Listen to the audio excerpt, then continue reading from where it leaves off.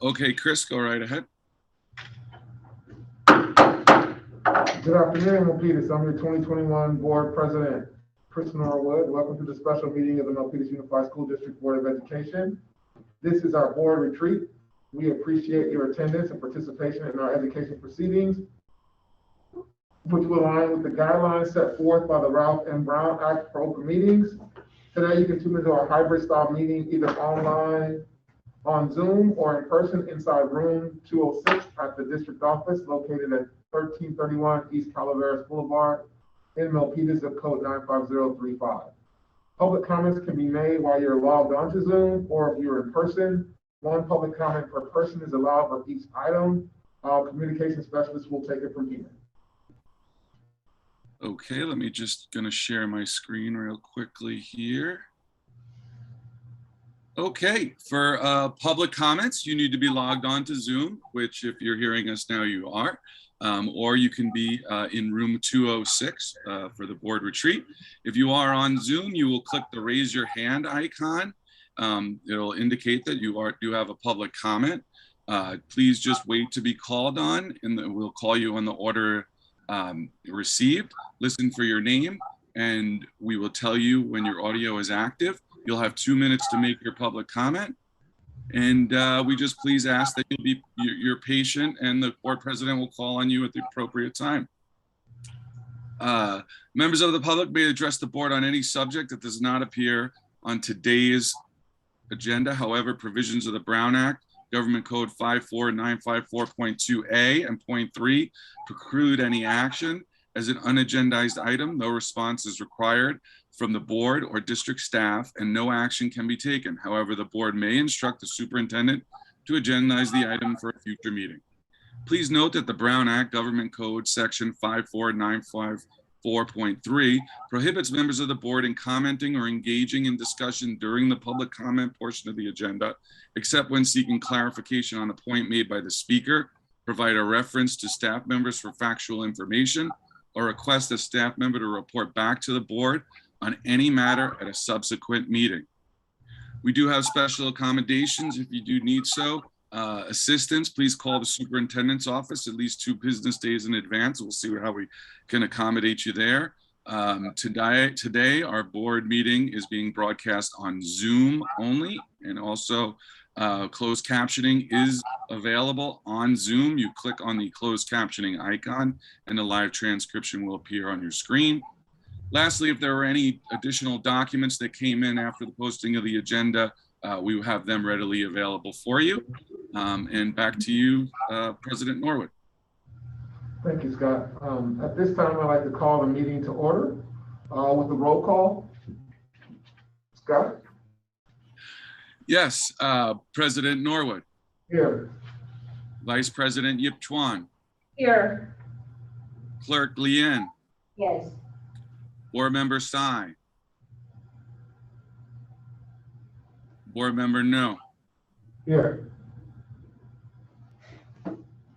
Thank you. Let the record show we have who we have in attendance based on the roll call. Next item on the agenda is to review and approve the agenda. Is there a motion?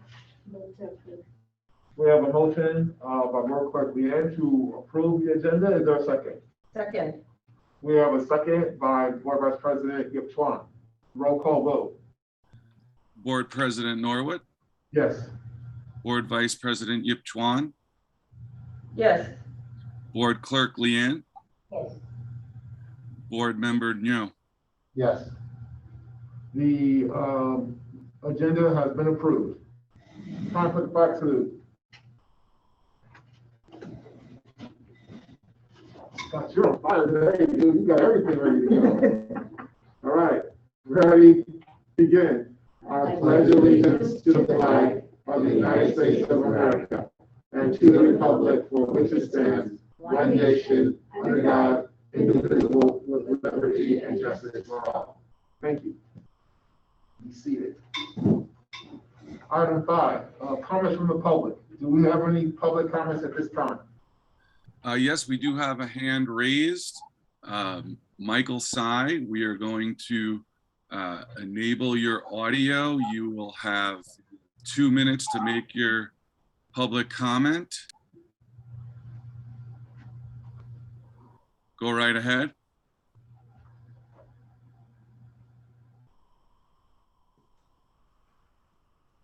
Hello, is the audio coming through? Yes, we can hear you. Go right ahead. I do want to state for the record that I have been attempting to join this meeting. However, I have not been given a Zoom link to this after multiple requests. Frankly, I find this to be highly irregular and I would like to be connected into the meeting. As if you have some reasons why you can't or won't, frankly, it needs to be taken up with another authority. And again, I am requesting to be connected into the meeting as a board member. And if I am not connected into the board meeting, I will be forced to take appropriate actions.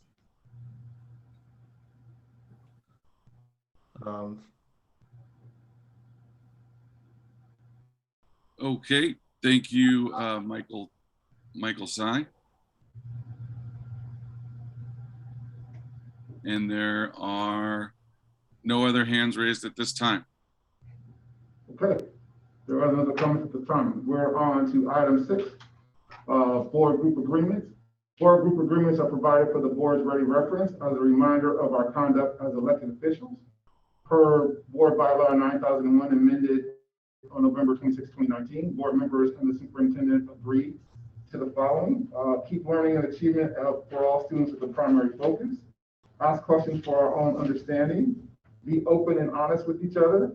No surprises. Include unapproved communications with law enforcement, news media, regional elected officials on behalf of the district and or board. Be aware that our behavior and community reflects on us as a team. Communicate proactively with each other about topics, questions, and challenges in open session and in advance of public meetings in compliance with the Brown Act. Participate in professional development and commit the time and energy necessary to be an informed and effective leader. And number 8, actively support the culture of we and action, need, and opportunity to serve the students and parents of the Milpitas Unified School District. Item 7, board retreat. The purpose of this meeting is for the board members and the superintendent to develop a sense of teamwork, discuss the vision and direction of the school district, and review evaluation tools for the superintendent and board. We have 5 items on today's agenda. We have item 1, board group agreements and etiquette. Item 2, board communication, social media. We have DWK legal counsel present as well. Item 3, Milpitas Business Community and MUSD Innovation Campus. Item 4, MUSD Employee Assistance Program. Item 5, digital marquee costs and opportunity for parent partnership. Thank you. Mr. Forster, before you leave, could you continue to stay on for about 5 more minutes? Yeah, I can remain for longer, sure. So am I a co-host now so that I could share my screen? You should be able to share your screen. I will make you the host now, though, as well. Okay.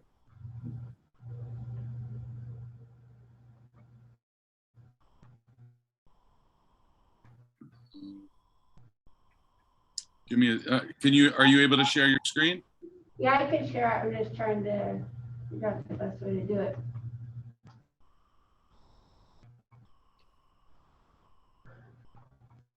Okay, thank you. So we have our board superintendent retreat today. And the first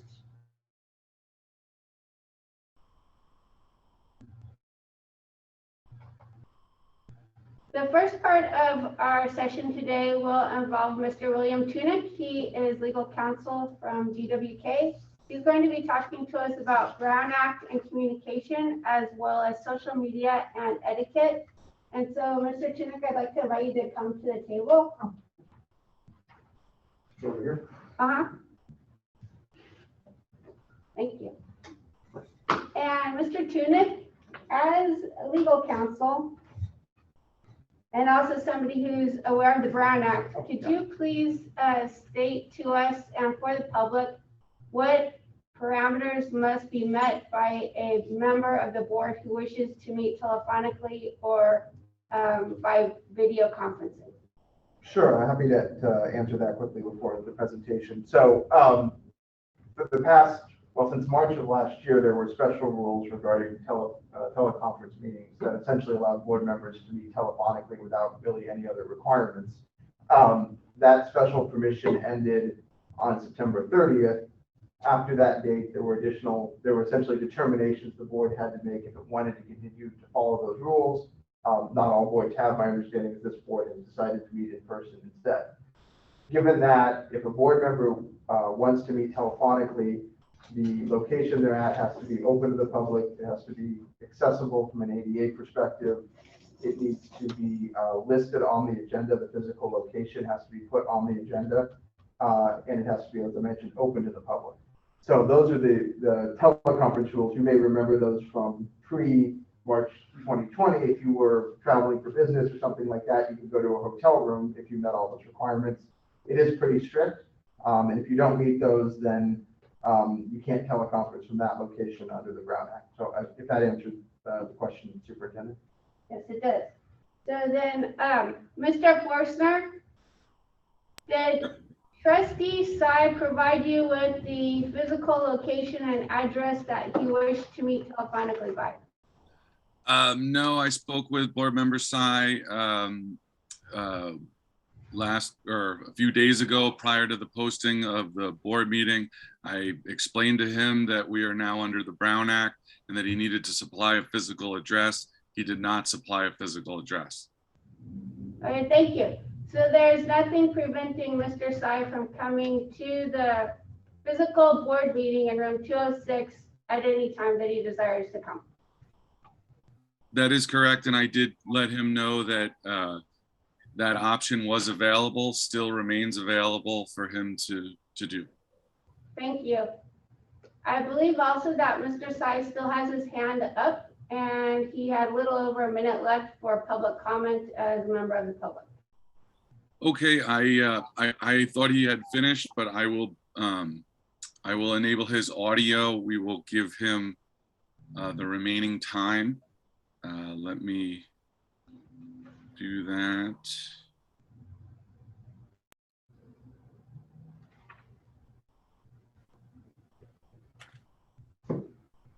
Board member Michael Sy, you are able to continue.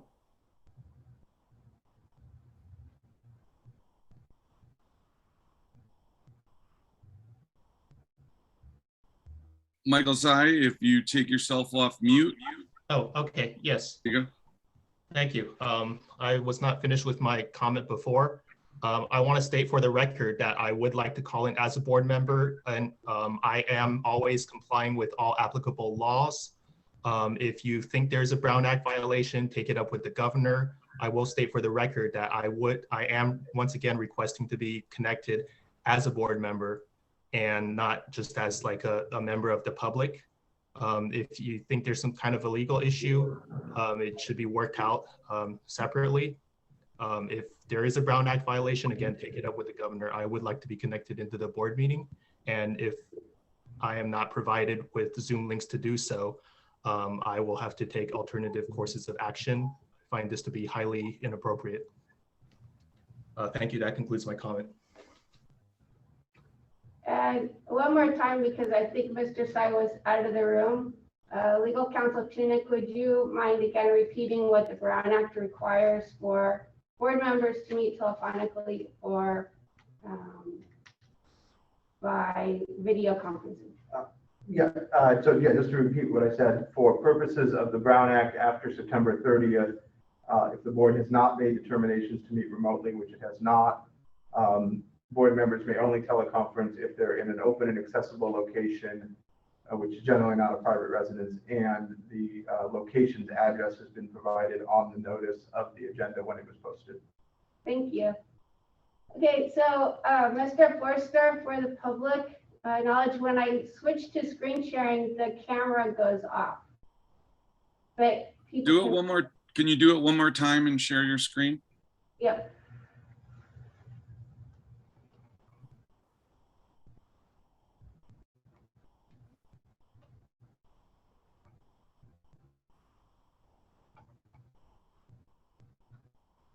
Okay, yeah.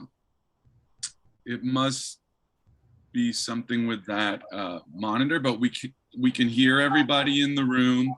And when you unshare your screen, then it goes back to the camera for the room.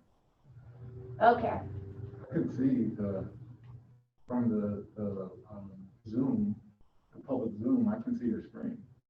Okay. Can you see us?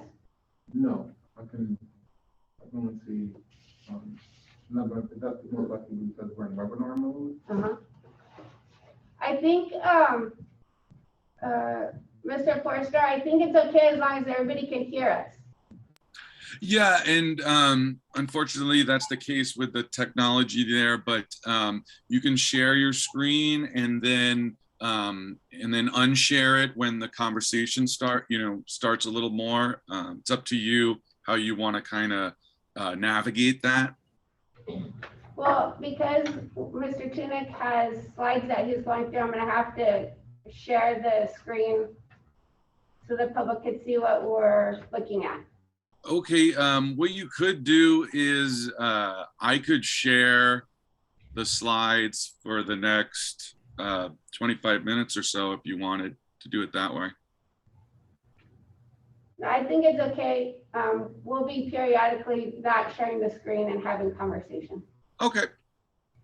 Just as long as everybody can hear us. Yes, we can hear you. Okay, great. Mr. Tunick. Great. Well, thank you for inviting me. As the superintendent mentioned, and I'll try to do my best through my mask. So if you can't hear me, let me know. Thank you. But here to talk a little bit about social media and communication, electronic communications, and specifically from the perspective of both the Brown Act as well as sort of board etiquette, which is kind of a broad term for board policies, board protocols, that type of thing. And I think this is actually, it's a really good timing for this presentation because until really the beginning of this year, we didn't have any Brown Act rules regarding social media. We got some new ones at the beginning of this year, so we can talk about what those are and how they apply. If there's any questions or, and I know this is a workshop, retreat, so if there's any input or you think there's something worth mentioning, please feel free to interrupt me. And hopefully I'll get between you and Drew because I don't want to do that stuff. But anything for presenting you on that. I'll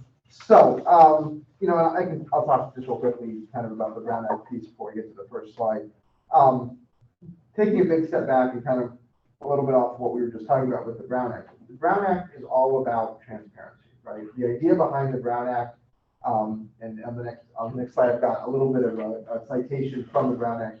What it talks about is the idea that, at the end of the day, the purpose of this board is to make decisions for the public. It's the public's business. Now, granted, the public doesn't get to make the decisions, right? This isn't a direct democracy. We get 60 people in a room and everybody talks and everybody votes. It's representative.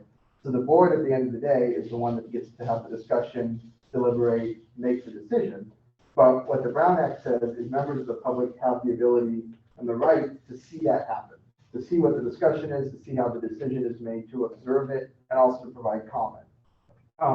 And really that's where this transparency piece comes from, right? They may not like the decision, some may, some don't, but as long as they have the ability to see how it gets made essentially, and that it gets made and who makes it and what they say, then that's what the Brown Act is really concerned with. And I think it kind of sets up an interesting tension for board members and for all elected officials, because obviously this applies to cities and counties and special districts, between, well, a couple of interesting tensions. One, it's not a very natural way to work, right? If you're in a private workplace and somebody calls and says, we have a problem, the first thing you do is you pick up the phone, you call somebody who can solve it, and you figure out how you're going to do it, and you take care of it right then. Right. What the Brown Act says is, we found out a problem, okay, everybody, don't talk to each other. We've got 72 hours, we have to notice this, maybe 24. Don't say anything to each other. We're going to get in a room in 24 hours, and then we're going to try to solve this problem, right? And that's not a natural way to do things. So I think sometimes there's that tension. The other one is, as I mentioned, right, boards are made up of elected officials, and elected officials are elected by constituents, and you're here to represent them and to communicate with them in the community.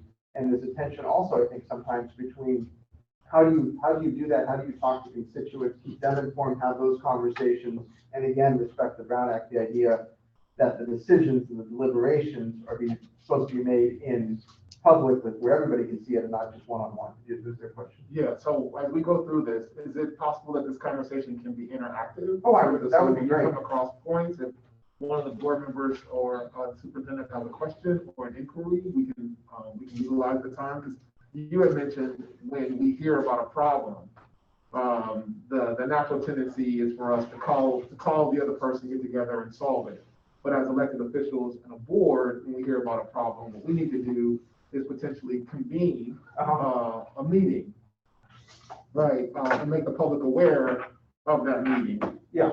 With a significant or with a efficient amount of time notice, and then we're able to convene for that meeting. Yeah, and by the way, I've got these slides, we can jump around. It's actually really I think what you're talking about there's a couple things. And one of them is what is board protocol, and what's the board's role if somebody from the community calls and says, hey, something's going on in the school, I think this needs to be addressed. Is that really the board's issue necessarily? Or is that something that staff needs to address for the most part, right?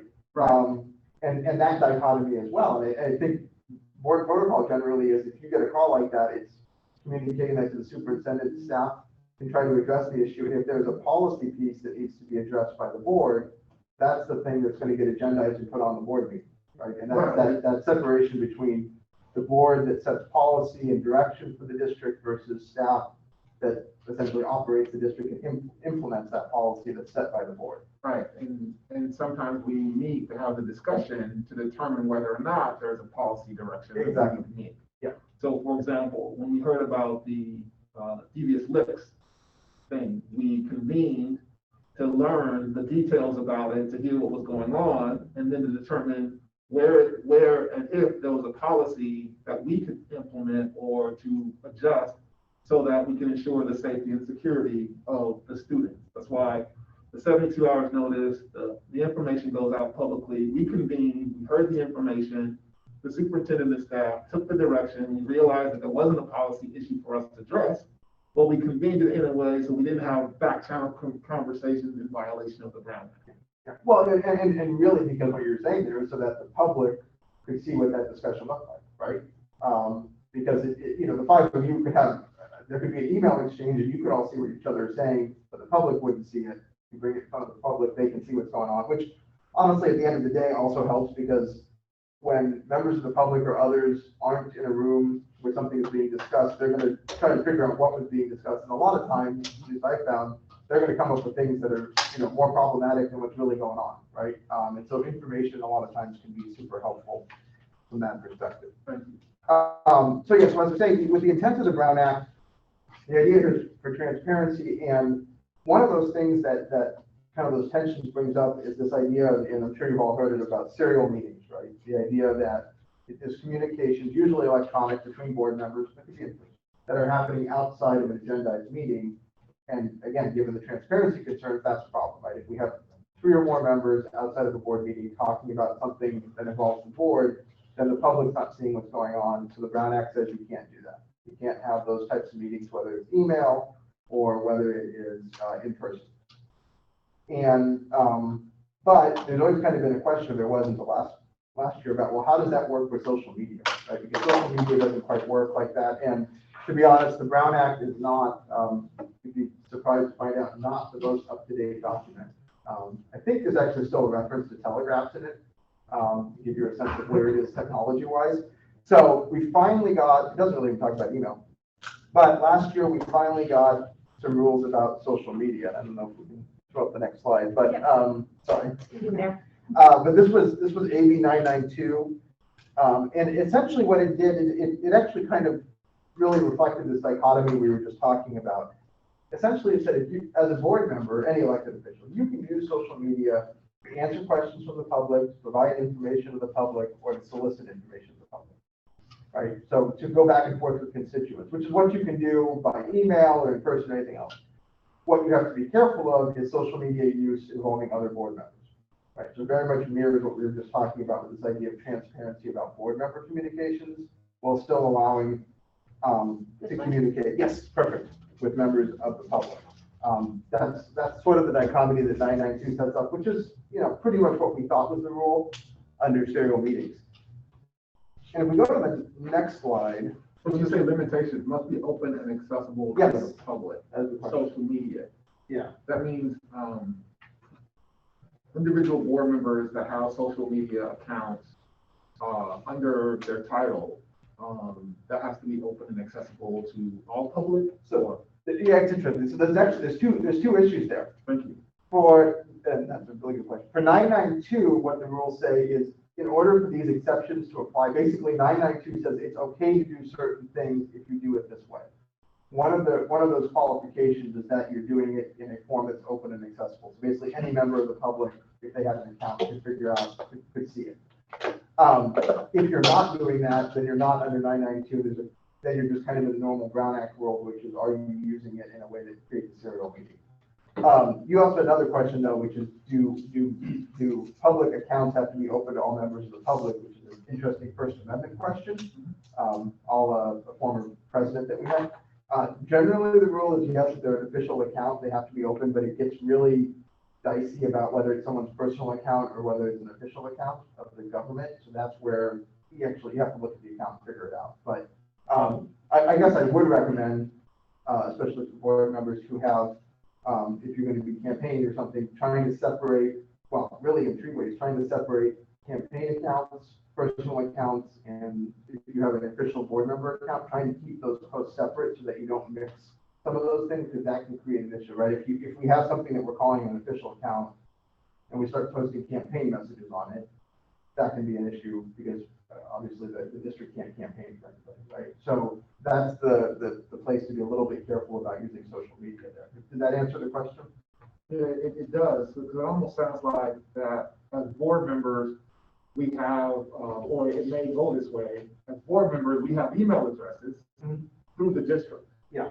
But as board members, we don't have social media accounts through the district that represent the fact that we are government officials in that way. Right now, we have Facebook accounts or LinkedIn accounts, depending on how we represent ourselves on those accounts, that may represent our status as elected officials, but those aren't official government accounts. Probably not in the way that I assume the district has an official Facebook account or something like that, right? And so that the rules would be different. Like if the question is, could you block somebody from an official, district account? The answer would be no.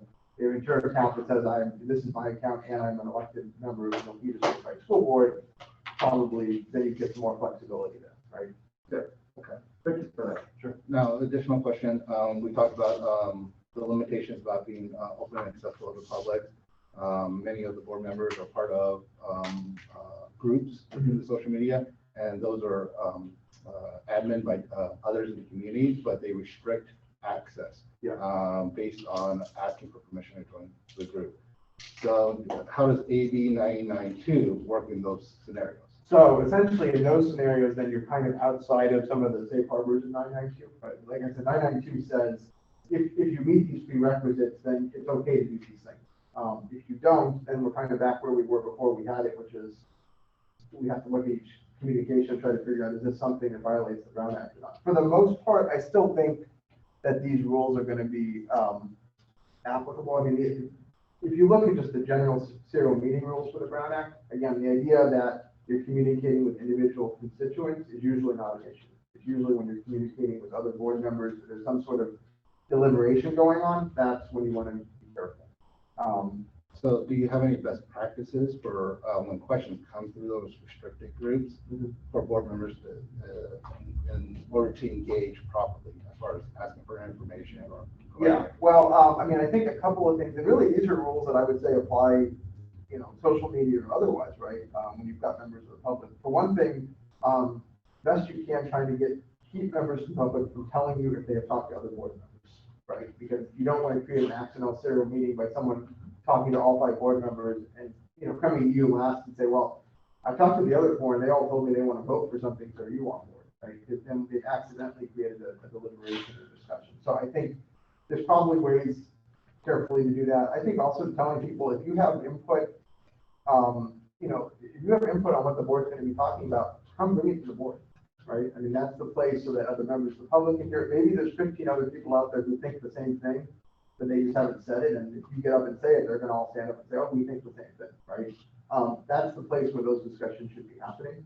I think the other thing to be careful of is knowing if there's other board members in those groups, because that could set up a situation where you could have again, you're not trying to have a meeting, but you accidentally have a meeting because you've got multiple people in there. So I think all of those things, and probably the last thing I would say is, even though it's hard, probably more listening and less responding, right? Receiving information is usually not going to be an issue. It's when you actively respond, that's when, a discussion, right? You can't have a discussion by just listening. So those are kind of some tips. I don't know if those are helpful, but They are, it helps level set as far as engagement, obviously, in this new digital age that we're trying to engage as a government body. Yeah. No, and it's not, and actually, when I go to the next slide, it's kind of interesting. I mean, what this says is that last point about their discussion. So for what we were just basically talking about at that first point, right? This idea that the majority should not use social media to discuss something that's before the board. Just the same way that you couldn't send an email to the entire board and say, hey, what does everybody think about this? You can't do it on social media. So that's pretty obvious. What's a little bit less obvious, and this one is what I really want to stress today. Usually when we talk about boards, all the social media stuff, serial meetings, everything I've said is rule of three, that's the majority of the board, right? 992 says on social media, you cannot respond directly to something that is posted or shared by another member of the board. So it goes from a rule of three to a rule of two, which is really the only place in the Brown Act we have that. And I think that's something that board members probably weren't used. Well, it wasn't the rule. To be perfectly honest, two board members could email each other something. If you exchange messages on social media that way, it could be a Brown Act violation, even though the email is perfectly fine. I think the reason for that is because on social media, with the email, if it's between two people, nobody else is going to see it, theoretically. Social media, that same communication could be seen by a third board member, right? And so you could have three involved that way. I think that's why they did it this way. But that is something to be very careful of. And actually, on the next slide, it's interesting that I always get a kick out of when the legislature tries to. We all know what they were trying to say is if you like another board member's post, that's considered responding. But you can't put in the law if you like somebody's post, that's a violation. So they come up with this long sentence about use of digital icons that express reactions to communications made by others. Just means like. But it's kind of a long way of getting there. But what this is essentially saying is when we talk about that directly responding, that includes really any sort of reaction, liking, commenting, anything on another board member's post. They really are trying to limit interaction between board members on social media. Now, if you want to like or share something from the district's account, like, hey, there's a board meeting tonight, here's the agenda, and you like it or share it or retweet it or whatever, I think that's fine. If you have another board member saying, this is my position on something, and then you like it or you share something, that's where I think we could have an issue with this. So that's the distinction there. Again, just being really careful with other board members. We're not trying to say you can't be friends, but in some respects, you have to be careful about that. And actually, one thing, well, actually on the next slide, I'll talk about it. I'll jump right to the middle point here. First of all, I want to be clear, everything that I'm talking about relates to board business. So if it's not board business or not anything having to do with the district, you can talk to each other on social media all you want. It doesn't make any difference. Same thing, all the serial meeting rules, everything about the Brown Act only applies when you're talking about district business. If you otherwise are having a conversation, that's perfectly fine. So the takeaway here is, right, you can use it if you've got members of the public, if you want to send out, post something and say, hey, this is an issue that's going to come up before the board. I'm interested in knowing what people's thoughts are before the meeting. That's perfectly fine. If somebody says, for example, why did the board stop meeting remotely after September 30th? We write back and say, well, the governor's order went through September 30th and the rules changed. Now we're back to the way it was before. That's providing information. That kind of stuff is perfectly fine. So again, that's what you want to do. What you want to be careful of is those direct responses to other board members. And kind of to your question, if you're in a group and other board members are there, be especially careful that that a majority of you don't get into a discussion, even if it's not directly related, responding to each other. Kind of one big chain, and you've got three board members involved. I think that's because if you read the law, you wonder, well, if you can't respond directly, how are you ever going to have a majority talk to each other? And I think the answer is if it's in something where there's a bunch of people, that's where you could have that issue. So I know that's not the clearest law in the world, but it's the legislature, so this is about as good as you're going to do from them. But did that part of, as far as the Brown Act piece of it, make sense? Any questions? I'm good. Okay. In regards to providing information about public, there are times where we've seen incorrect information being provided. Yeah. Obviously, this rule prohibits us as board members to kind of directly respond to the post, Yeah. whether or not it's correct information or false information. And anything within AB 992 that kind of talks about what to do in those situations? Well, I mean, and not necessarily. I mean, I think the two things, and actually what type of information is shared is kind of what I was going to talk about next. But I think two things I would say about that. One is, if there's one post, I don't think there's anything that, assume what we're talking about newspapers and not social media, right? If there's a letter to the editor that says one thing, and another board feels that that's incorrect, and they want to write their own letter to the editor, that's okay. Same thing goes here. The other thing, as far as, I was going to say, I forgot what the other thing I was going to say about that shoot. But yeah, I mean, go ahead. I think also along those lines of that question, if a board member posts something that's incorrect about the school district business, I think, Min, is your question, can another board member respond with the correct information about the school business? Yeah, but I don't know if I would directly respond because of this. Now, that goes to a board member. If the district, if you're getting questions about that and you want to post something saying, there was a statement made, but we wanted to provide this information to correct it, or to make sure everybody has accurate information, the district can do that. So I think, and that, to be honest, that's probably usually the best way to do it, is to have it come from the district directly and saying, there's been some questions about whatever it is, here's what's going on, here's why we're doing what we're doing, that kind of thing. Because again, that actually has more to do with something that's probably more in staff's area than it is in the board anyway. If it's something about what's happening day to day at schools, probably makes sense for the staff to be answering it. And all of these rules, of course, everything we're talking about applies to board members. These rules don't apply to district staff otherwise. Right. So actually, the next slide you kind of mentioned about as far as the type of information. So confidentiality, and I know that the slide is more focused on closed session, but I want to talk about this broader because I think this is an important point. As you know, right, transparency is where the Brown Act starts, but you get exceptions for certain things that go into closed session. So you can talk about those things. There's really just two types of reasons you go into closed session. One is for the privacy of an employer or student, because we don't want their information shared out unless they want it, in which case then it goes into open session. The other reason is because this is strategic, usually either negotiations or litigation, sometimes real estate, where if you had to give direction to staff and public, the other side would know what your strategy is, and then ultimately it's not to the public's benefit because you're going to be on the short end of the stick, right? You can't negotiate with somebody if they know what the final position is. So those are pretty much the two reasons you go into closed. There's a lot of variations, but that's pretty much it. And obviously for those same reasons, those are the reasons it has to be done in closed and has to be kept confidential, because if that information gets out on the privacy side, it's a liability issue.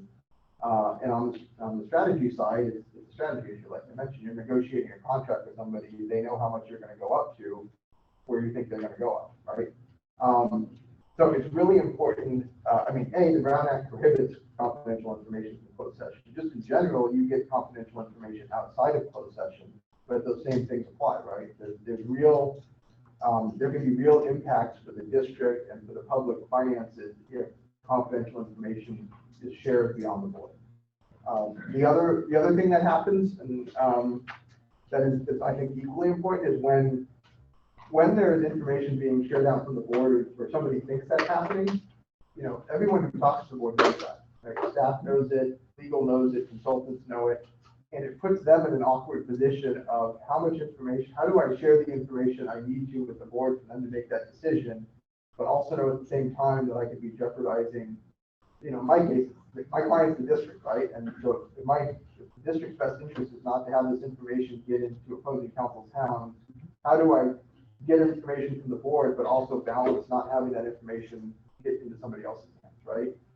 So even if there's that perception, it really kind of hamstrings the board. So all that to say, I know it's, I think it's a natural urge, especially kind of putting this together with what we just talked about. You get a member of the community who said, oh, you know, I've heard this litigation is going on or something, like, you know, what's going on? Why is this happening? And you know the answer because you heard it in closed session. And you want, and maybe it's a really easy answer. You can just tell the person and that would take care of the answer, the issue. But at the end of the day, that's the type of stuff you can't share. Hopefully, you know, if you're getting a lot of questions, maybe there's a way to figure out as a board working with district staff, how do we put out something about this issue so that members of the public know what's going on, and we're not worried about jeopardizing us. But that can't be something that individual board members are doing, because it can really create an issue for the district. The other kind of Brown Act piece on the next slide that I wanted to mention, and this is actually one where the Brown Act has not caught up to reality, but I think it's an interesting question, which is the use of technology during board meetings. And what I mean by that is communications, electronic communications with other members of the public or other members of the board while you're at a board meeting, and what are the implications there? As I talked about, the Brown Act talks all these things about what you can't do outside of a meeting. It doesn't really say inside of a meeting you can't talk to other board members. But I think the intent there, obviously, is that we talked about transparency, right? That members of the public can see what's going on. Well, if we've got email communications or texts going on between board members or even between board members and members of the public during a meeting, that doesn't seem to serve that transparency purpose. And so again, is it a strict violation of the Brown Act? I don't know anyone's ever actually been found in violation for that, but it doesn't seem to serve the purpose. And I think the other thing, this is one of those issue areas, and actually this, I want to kind of segue into the protocols where it also starts to become a governance issue, right? It's as much about the Brown Act requires transparency, but also as a board, how have you decided you want to function and govern, and what are the expectations that you've set for the entire board to be able to do that? Because at the end of the day, right, individual board members don't really have any authority. It's the board as a whole that has the authority to make decisions and provide direction. And so you have to decide how are you going to do that as a board, as a collective, and that's where we get to a lot of the protocols. And I think on the next slide, jump to some of those. Before I do that, any other questions on the Brown Act pieces of it? I want to talk a little bit more about board policies next.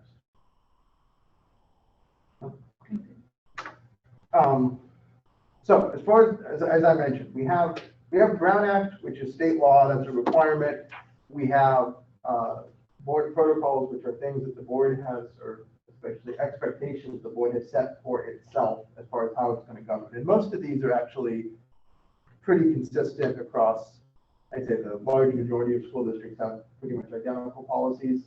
The 9001 with your board group agreements are a little bit different, but most boards have either something like that, they have a governance handbook, they have some sort of statement that they've adopted as a board saying this is how we're going to act and interact with each other and board staff. Because, yeah, I mean, technically, is there anything in the Brown Act that says, you know, everyone's got to act a certain way in community? No, not really. And ultimately, board members are individuals. They have First Amendment rights. They want to say something, they can say it. But if you had all 5 board members doing that all the time, what would you get done? Probably not a whole lot of anything, right? And so that's where we get to these protocols, which are there to sort of set some expectations around how is this going to work, so that, you know, we can all move in the direction together. So I think I was just going to go through some of these and mention, you know, some of the voices I thought really helpful, kind of spoke to some of these issues. So I think the first one is 9001, which is the board group agreements, which I heard you read through at the beginning of the meeting, and I think that's always nice to start, kind of remind everybody when we go through this meeting, this is how we're going to all interact with each other. I just kind of highlighted some of these that I thought were, you know, important. And again, these are things that the board has decided all the board members are going to comply with. Right? Being open and honest, no surprises. Maybe communicate proactively. Number 6. Those 3, 4, and 6 all kind of go together. I think this idea that if there's an issue or a question or something, there's proper ways to get that information and raise that concern. And it isn't necessarily going around other board members or the district. It's working with other board members, working with district staff to figure out what the issue is and how it can be resolved. And, you know, ultimately, at the end of the day, all 5 board members don't have to agree on everything. There can be disagreements, that's fine. But there shouldn't be, like we said here, right? It should be open and honest with each other. There shouldn't be surprises. I think, because otherwise, you don't have trust, right? You know, at the end of the day, and that's going to really undercut the ability to have those types of discussions if everybody doesn't feel like they're all bringing it to the table at the same time and understanding where everyone's coming from. So I think those are all really important. Number 8, I thought was kind of interesting about being present for the entirety of the meeting. And I don't think that, well, present used to mean physical, right? I think before March of 2020, I don't think we would have read much else into that. But it may mean present. It also means, you know, I think mentally present, right? Being engaged in the meeting, not doing something else. Now that we've all been on Zoom for 14 months, I think we all know how easy it is when you've got the Zoom meeting going and the, you know, presenters on slide number 10 and been drowning out about the Brown Act for half an hour. And it's like, oh, look, I can read this story over here or send an email and do something else, right? And so it's easy to get there. And I think that's a good thing to be careful of, especially in board meetings that everyone's talking about, really any meeting, right? But being present in the meeting means not sending messages or doing other things with other folks and focusing what's going on in the meeting. So, I mean, yeah. Thank you, Greg. Good timing, right? No, thank you for, well, Chief Greg, thank you for, sometimes, you know, I go through the protocol of signing the board agreement, then not having a chance to step back and reflect on the depth of the time that was invested in putting these things together, about being on time and present, for the entirety of each of the board meetings, and particularly because staff invest time for the presentation, presenters invest time for the presentation. If you're not attentive in one way or another, and that means multiple things. And so to see that as far as present, that's really standing out to me right now. And so I appreciate that you highlighting that for us. Yes, and that's what I wanted to point out too, but in addition to that, when we say be there, be on time and present for the entirety of the meeting, let's say I'm on Zoom, I step away doing other things, that's considered that I'm not engaged or I'm not attentive to the meeting. Is that true? Well, I think so. I mean, you know, I think whether it's that you physically step away or you take your attention away, right? I mean, and to be honest, I think it's easier for that to happen remotely than when you're in person. Very. Yeah. And I think that's why we've seen a lot of boards, you know, I guess probably about 60% of boards are in person right now, something like that, maybe 70. I think we've seen a lot of boards come back and say, you know what, and even when they were remote, the boards were coming back even when public comment wasn't, because I think boards were having a hard time, you know, maintaining really, I mean, it's not easy to sit through a long meeting, especially on Zoom, to really be engaged, right? But it's so much, when you're in a room and you can see other people and you see the body language and everything, I think it really makes a difference. So, you know, being present has a lot of meanings. I think all of those things. I should ask, you know, there are other ones on here that I highlighted the ones I thought were kind of more important, but are there any other thoughts or reactions to some of these and kind of how they play into what we've been talking about? I think that's good practice, right? In those situations where it has gone very long and uncomfortable and we need a break, as board members, I think we can ask for like a momentary recess, right? Yeah. Oh, no, yes, definitely do. I mean, you know, that's nothing else we've all learned that too yet. The attention span is about, you know, hour or so and then things start to wander. So in the middle of a board meeting, say if it gets to like 10 o'clock and there's still more to do, a board can take a 5-minute recess? Yep. And a lot of, well, you know, it's like you mentioned that the 10 o'clock thing I was going to say. So some boards have a couple of different, just kind of 2 variations on policies. One has said, I think there might be some that say, we're going to take a recess if we get to wherever. There's also a lot of boards that say if we get to a certain time, the meeting ends unless there's a vote to continue it. So it actually forces the board to stop at, like, usually it's 10:30, something like that. You can vote to keep going, but what usually happens is you hit 10 and the board looks at the agenda and says, you know, okay, which one of these things do we really need to talk about tonight? And then they try to move a little bit quicker. So, you know, that's something as a board, if you want to look at it, if you just want to have a practice that, you know, we're going to stop after, or 2 hours in or something like that, and just take a 5-minute break. Especially a lot of times if you've got long presentations at the beginning of a meeting, it's kind of nice to take a break right after that. Especially because sometimes you have a lot of people come in, do the presentation, and then they all got to leave at the same time. And that's a nice place for like a 5-minute break, so you don't have to deal with the noise of people leaving. So yeah, I think that's definitely something that, just giving everybody a break is not a bad thing at all. I think what Superintendent Jordan was trying to get at, because those requests for breaks doesn't necessarily need to be agendized. Yeah, yeah, that's definitely, the board can recess. I think the board, and unless you've got something in board policies, otherwise you probably don't. I think that's even something the board president can say as far as their role in running the meeting. Okay, we're going to take a 5-minute recess. Recesses are great, both for that. If something's starting to go a little bit, like people are getting a little bit, Tense. yeah, tense. I was gonna say emotional, but there's nothing wrong with emotion, but you know what I mean. We've got a lot of board meetings right now that are kind of going sideways, and the first rule always is take a recess, let everybody kind of cool off, maybe talk to some folks and see what we can do, and then come back and try to start over. So yeah, recesses are a good thing. Board can do it. I think probably if the board member wants to ask the board president to do it, that would be a good idea. So should the board president, from the beginning of the meeting, would call the meeting to order and said that by 8 o'clock, there will be a 5 to 10 minutes recess, just so that the public knows ahead of time. Yeah.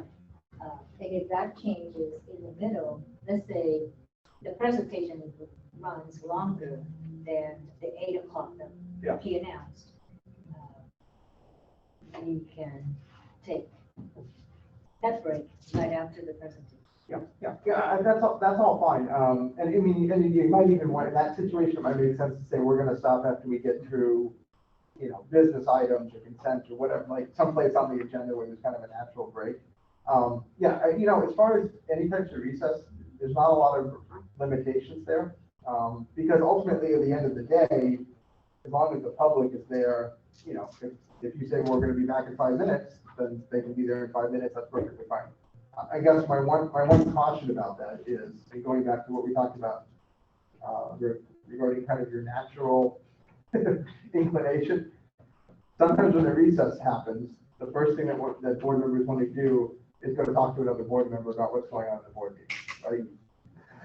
Which is natural, because you're like, oh, well, can you believe what's going on? Don't do that. That's the one thing about being careful about recesses, is it can lead to that type of situation. The other thing that was happening, it won't happen for you, but when we had board meetings, Zoom meetings, boards are meeting in person on Zoom, they take a recess, they were there physically, and they would just turn the camera off for 5 minutes. Now, again, legally you could do it, but of course, what does everybody watching the camera think's going on, right? The board's still talking while the camera's on. So, if nothing else, optics in those situations, like don't go into a recess and then the entire board go out of the room and go talk somewhere. Because that's going to look like a problem, whether or not it is. But yeah, I think take 5, 10 minutes, everybody go separately and talk to members of the community, whatever, and then come back. That's perfectly fine. I think one of the other things that he was referring to indirectly as we look at how our meetings have run, is timing. So, for example, and that's one reality is when we have board disagreements and etiquette. How much time do each of us actually need on a topic to bring up a point? How much time as and being thoughtful of that, as there's a lot of work going on in a number of different ways, and I've appreciated how in times where there's something that we're committed to, where somebody needs to do a lot of information on, that, they're allotted a sufficient amount of time to get their points across. And then just knowing how we agree collectively on how to work on those types of things, because this is a public meeting, because there are a number of different points, and we all have different viewpoints that need to be heard as individuals, but then also collectively to a particular point. So we're going to continue to work into developing different things. Like, for example, you'll see the timer coming back to play a bit more for ourselves, for cabinet, because 10 presentations, 10 different folks, we let everybody go 1, 2, 3 minutes extra. Next thing you know, we are at that 10 o'clock, at 11 o'clock, versus really running the meeting extremely efficiently. So we're gonna continue to work on that. Kelly was very helpful at the last meeting. Scott, doing the vote, on each of the items. So we're fine tuning as we come back in person and try to create some sense of, I don't want to say normalcy, but the direction that we're going in now that we've learned all that we've learned over the past 14 months. Those are all good. Yeah, I mean, there are plenty of boards that have, whether or not it's a strict limitation or kind of an agreement that we're all gonna, if we're gonna talk, it's only gonna be, 2 minutes or 3 minutes on the board members or something.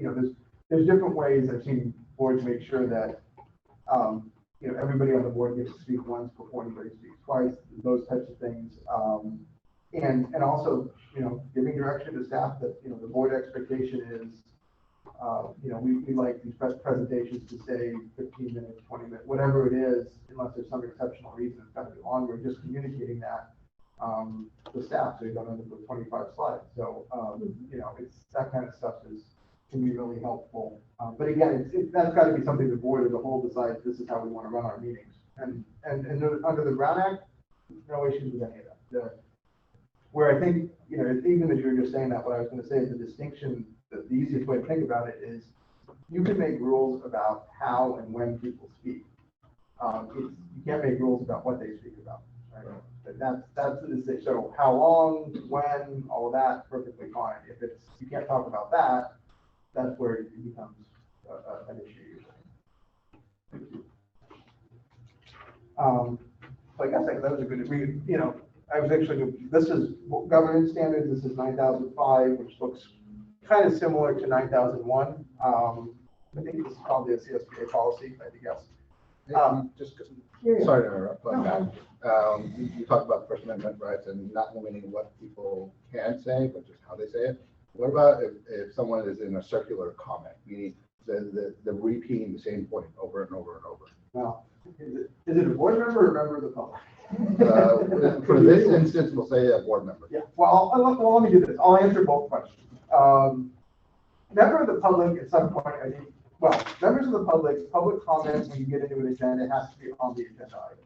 So if you're talking about something that isn't on the agenda item, at that point you can say, look, we want to respect everybody's time.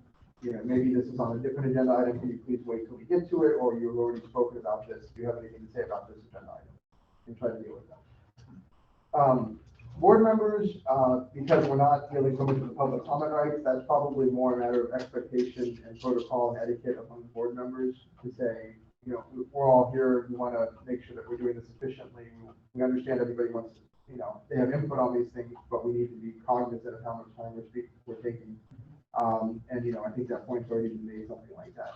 But again, at the end of the day, the difference is, of course, members of the public, we have the rules of the Brown Act, board members are elected officials. And so, they probably get a little bit more leeway than members of the public do, for to be honest. So, I've never tried to tell board members not to. I've been to enough board meetings to know how that goes. So, but no, actually, I think most are pretty cognizant of it. And to be honest, like I said, again, if you're meeting at most every 2 weeks, there's a lot that happens in 2 weeks, right? And there's a lot of things that you probably want to make sure that the public knows that either you know or that you heard and you want to be able to respond to. And here I am telling you, really the time to do that is a board meeting, and then we're going to turn around and say, well, but you only got a minute to do all those things that I told you not to talk about for 2 weeks, right? So I think there's got to be some balance there. There can be a lot going on. But I think to your point, maybe the important piece is being efficient in how we do it. There may be a lot of different things to talk about. Let's talk about all those things. Let's not, if there's just one thing, let's not spend 25 minutes talking about one thing, right? I think that's probably the distinction. So let's see, just these are, so governance standard, again, same type of stuff. I think probably the two here we touched on a little bit, I just wanted to mention these, because I think they do kind of come up in some of the communication pieces, is on 7 and 8. When we talk about the distinction between board and staff, and also the distinction between board members and the board as a whole, I think those are also very important things that communication should really reflect that understanding. Right? Like I said before, if a member of the public says, you know, there's something going on with this teacher and I have an issue or something. We don't want to see board members calling up principals and saying, hey, this is what I heard, right? That's the proper change, whatever it's gonna have to go to the superintendent and staff and then deal with it if there needs to be something to be dealt with. And really the communication should sort of be the same way. And I think the same thing, there's a lot, we'll talk a little bit more about public statements, but if a board member wants to say something, being clear that this is something being said by the individual, not by the board, unless the board has said you are the person who's going to say this, which is usually the board president. So in any event, those are just a couple there. Any other thoughts on any of those that you want to discuss or questions about? They kind of mirror, I think, the 9001. Actually, the next slide too is a few more of these. A lot of good stuff in your board policies. You know, it's funny, the beginning of the 9000s, I don't think people spend a lot, like you adopt it, and then it goes onto the website, and then you usually don't go back and look at it. At least I don't know if a lot of boards do, but I think there's a lot of good things. That's why I like having it on the agenda at the beginning. But again, you know, we talked about being governed in a dignified, professional manner, operating openly, all of those things. And then again, at the bottom though, right, ensure the opportunities for a diverse range of views. We're not saying we don't want to have different opinions on the board and being expressed to members of the public. We're saying we have business that has to be done. There's ways that both the Brown Act requires, and there's ways that as a board we've agreed this is how we're going to conduct our meetings and conduct our business, and the expectation is those are going to be followed. So I think that's. I would like to just point out that as a staff and also the superintendent, I appreciate that you are actually taking the time to go through these, because number 6, taking collective responsibility for the board's performance, is really about how we work together as a team. And so I appreciate you taking 4 hours on a Saturday to be here to talk about stuff, which some of it we've touched on before, we've touched on in our masters in governance pieces, but it's good to keep it alive and keep talking about it. I appreciate that. In other words, I appreciate the investment of time that you're putting into our team. Now, speaking of etiquette, can you help clarify whether or not should board members ask questions of each other during the board meetings, or should they really direct the questions to staff? Well, it depends on what the question is, right? If the question is about a policy decision, you know, the decision before the board, then I think, you know, I don't think it's necessarily best practice for a board member to say, I don't understand what you're thinking, why are you saying that, right? Now, on the other hand, for a board member to say, you know, maybe I'm not coming at this from the same perspective, could you explain how, you know, why do you see it that way, or is there more information, is there some way you can help me understand where you're coming from? Like, I think that's a fair thing to say to somebody. Now, if the question is, you know, how is this working in the district day to day, or what is the, you know, what's the factual information, or what's the legal basis, or something like that, I think that's a question that goes to staff. Right? They're the ones that can provide it. If it's information, I think it's staff. If it's a question about, you know, where are you coming from on policy decision, and why is that your view, then I think it's probably a fair thing to ask another board member. Because maybe the other board member is going to say something, and you're going to go, you know what, I hadn't thought about it that way. Now that I do, you know, I can understand that, or, you know, I understand what you're saying, but I just don't agree. That's perfectly fine as well. So there's a fine line to say, hey, you know, what's your opinion on this versus why did you decide? Explain yourself. Yeah, well, I mean, I think that's probably just a best practice thing, right? Because I don't think it's not a very productive approach for people I think for board members, really any group, to just say to somebody else in the group, like, we've got to make a collective decision.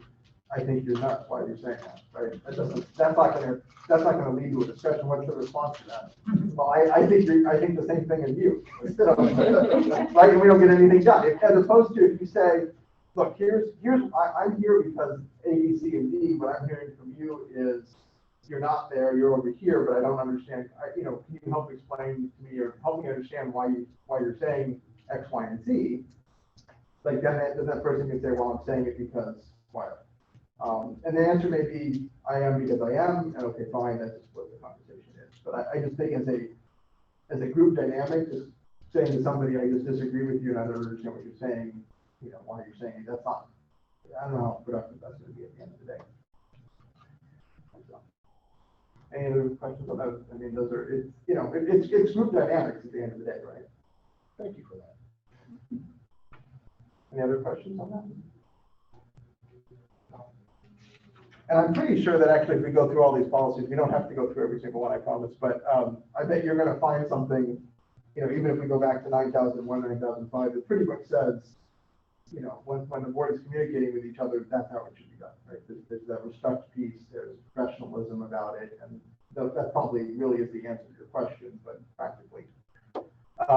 Public statement, this is a good one. Actually, this really kind of, I think, hits the nail on the head. I was looking at this morning again about that. It's, you know, board members have a right to freely express their personal views. However, to ensure communication is consistent, respect the authority of the board to choose its representative to communicate its position and to abide by established protocols, right? I mean, that's really what we're talking about, which is we're not saying don't communicate, don't talk about district business, don't express yourself. We're saying when you do it, there's some rules under the Brown Act, there's some expectations the board has set for itself, and those things is what we're expecting all board members to comply with, because that's how we're going to run the district from a governance standpoint. So I think that's what this really talks about more, is the idea that we don't want individual board members going out and speaking on behalf of the board as if they're speaking for the whole board. And sometimes when you're out in the public, that can be the perception that if a board member is here, that must be the board's view as a whole. And so I think sometimes it's worth saying, you know, a good example of this is if somebody runs for public office and they ask for your endorsement.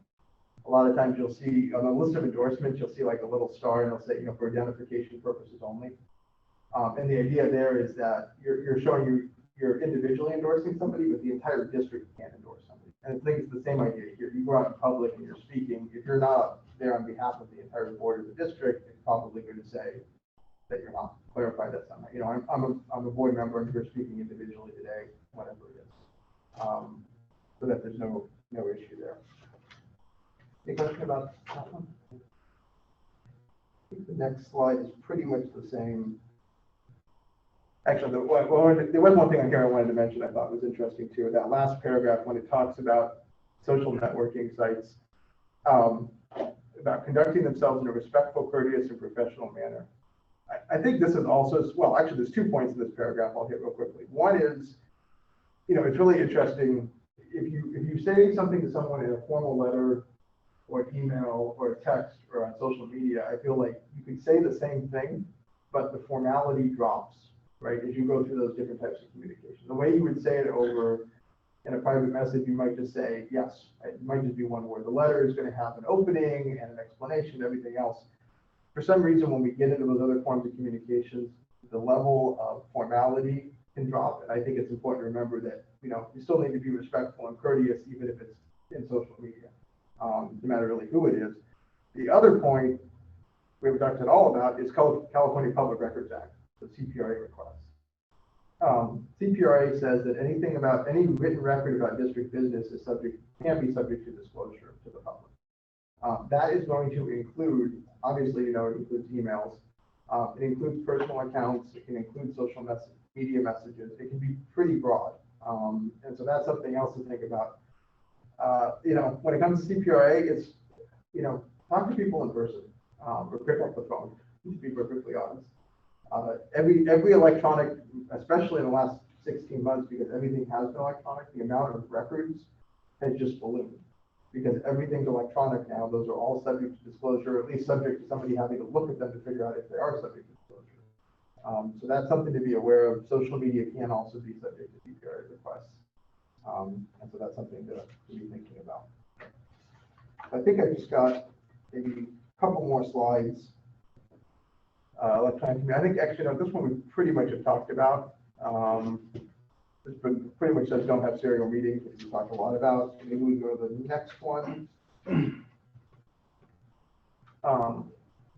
Just kind of one thought here, which was on meeting conduct. I think it's kind of, we were talking about, you know, electronic communications during meetings.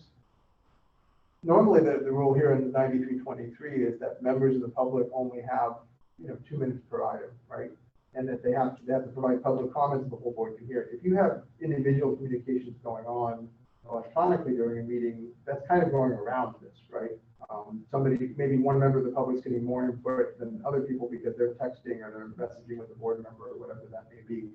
So I think that's another reason to be really careful about that. We want to make sure that everybody has equal opportunity to provide public comment. And going back to what we said about being present during a meeting, if there's other things going on, maybe you're not listening to the person who's providing public comment right then. So that's the other thing, you know, we do have this policy about that we've got to follow as well.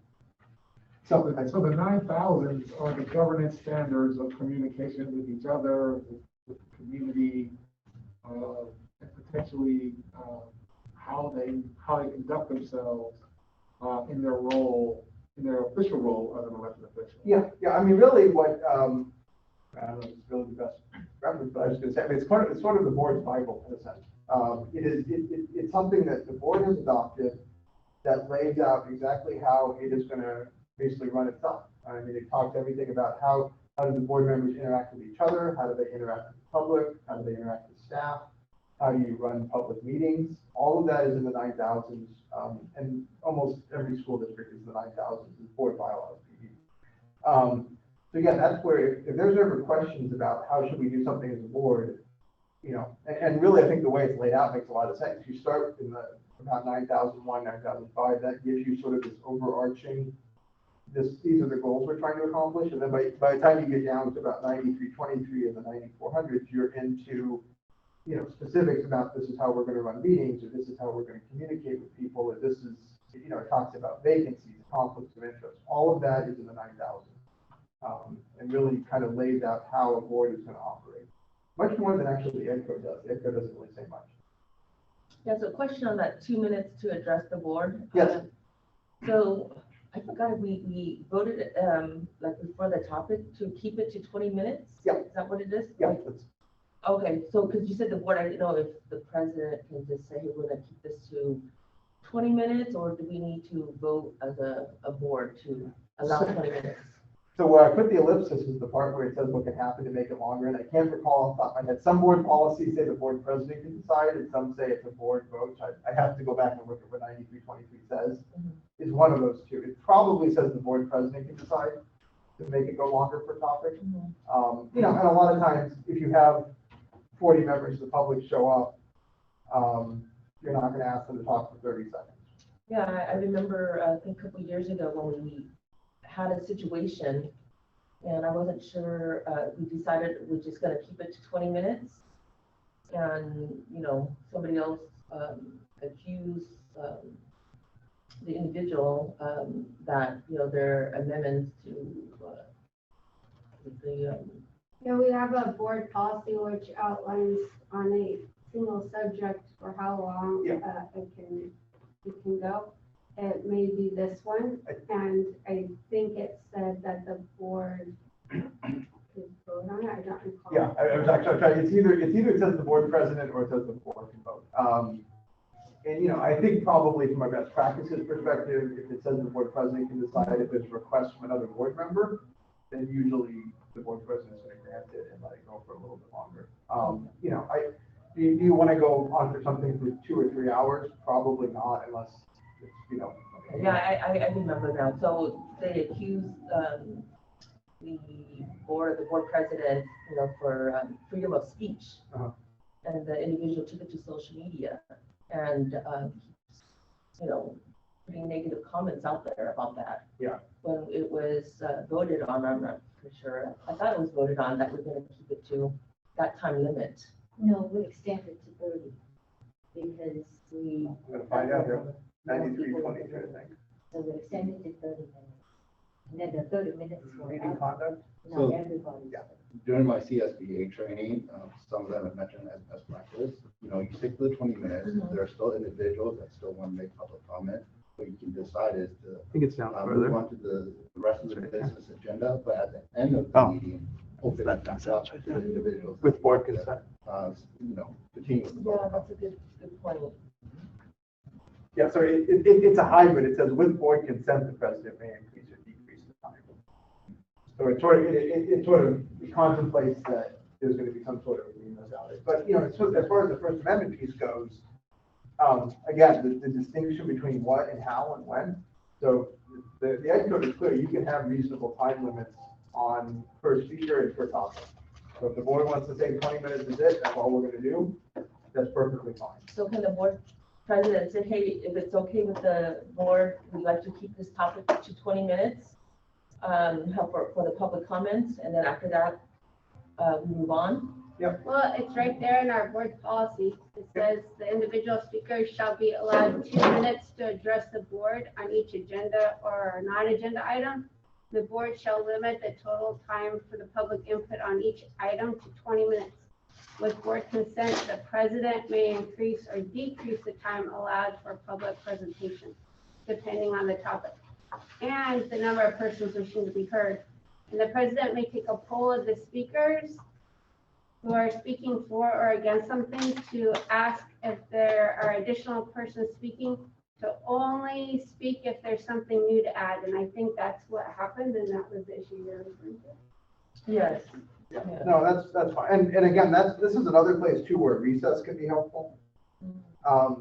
If it looks like you're going to have 100 people speaking about something, taking a break, if there appear to be natural leaders, or if there's 3 sides or whatever, it's saying, can you come up and maybe just identify, you can add, I've seen people come up to give public comment and say, I'm here with a group, and could everybody in the group please stand up or something like that.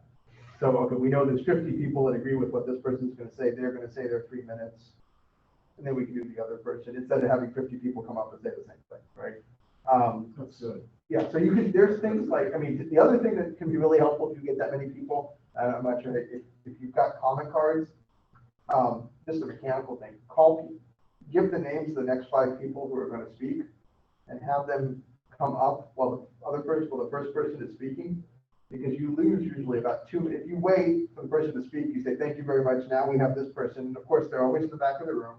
And it's going to take them 30 seconds to get up there and start speaking. Line them up behind people. And then, when you get down to one person, say, okay, can I get the next 5 people to come up?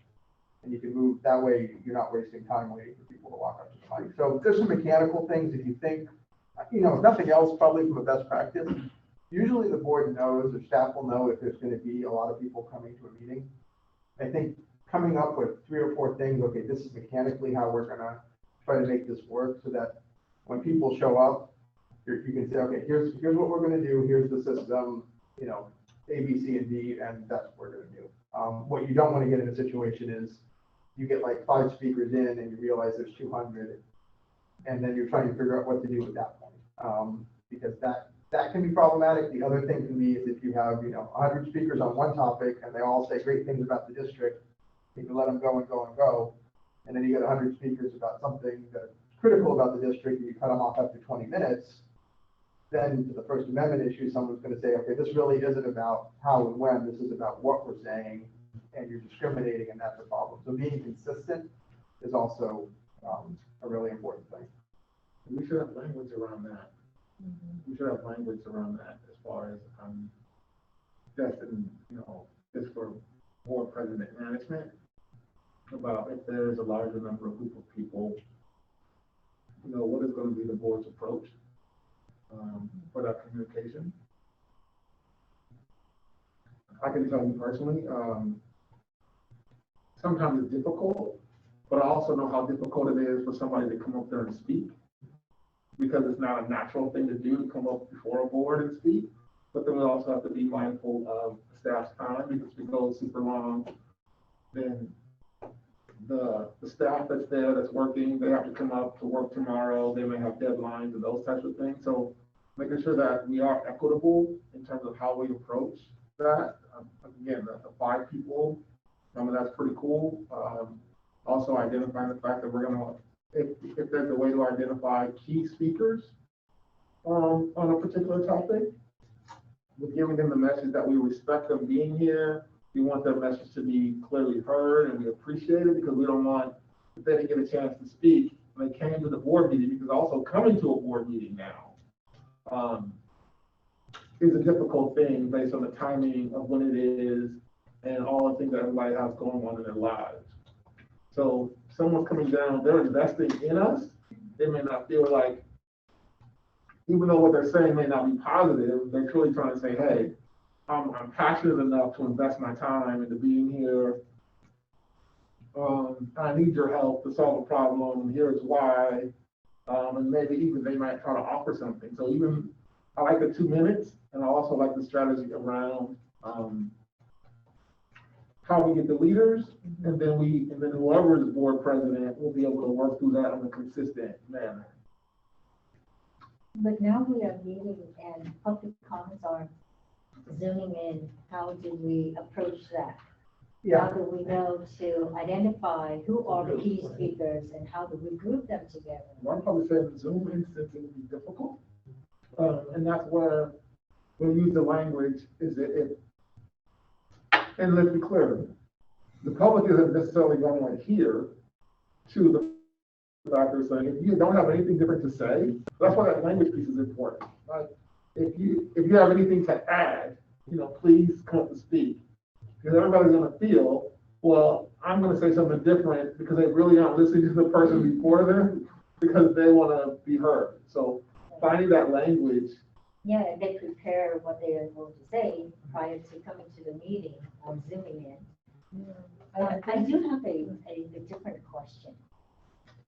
But before you go into different questions, I asked you about, so I remember at City Hall, they had, doing the Zoom, right? So there's so many public comments. I think they read a few, and then for the rest of the other public comments that people wrote in, they actually put it on their meeting minutes or whatever it was, so it's there, but it's not read because the city clerk was sitting there reading for so long, so they finally said, okay, you know what? Go ahead and set it in, and we're just gonna put it on for the records, exactly. Yeah, I mean, to be honest, any sort of really, electronic meetings are hard from that perspective you point out. Hybrid meetings are even gonna be harder. Public comment, I mean, an easy question is, well, you've got 5 people, you've got 10 people in the room and 10 people online, or maybe 15 and 15, and you've got 20 minutes.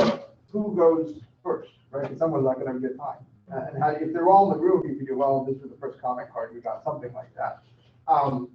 So I think that's an issue. I think if you get a lot, it's going to be an issue. The email comment in advance thing, to be honest, with the new rules, it's pretty much probably going to go away because under 361, if you're that's the new rules. If you have remote meetings, you can't use email comment in advance anymore.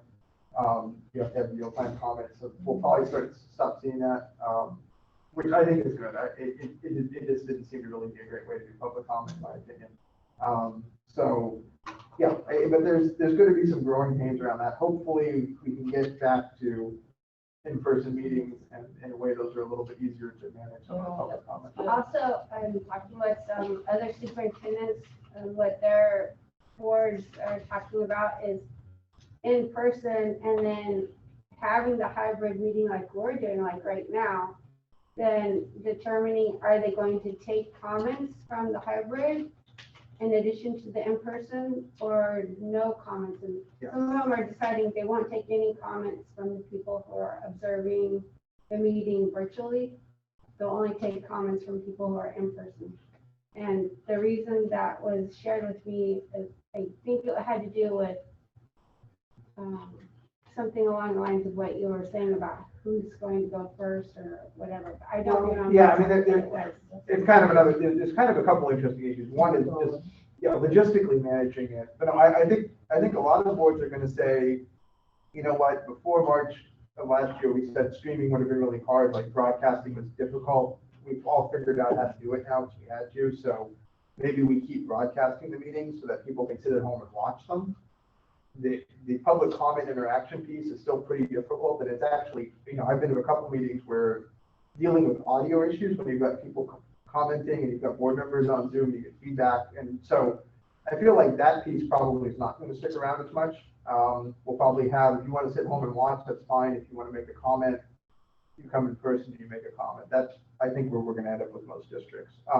There's also kind of an interesting question about the use of teleconference for members of the public, but that's a whole other, because the Brown Act doesn't really contemplate Zoom in any real way. And so with the new rules now, there's a question. But I think, I think we're going to see most boards keep broadcasting, but drop the public comment and have people come in if they want to have public comment. And on top of all that, of course, going back kind of where we started, members of the public are always free to email pretty much whoever they want at any time and share their information, right? So if they want to email the entire board and say, you know, I can't be at the meeting on Thursday night, but here's my 5 points about that agenda item, there's nothing that stops them from doing that.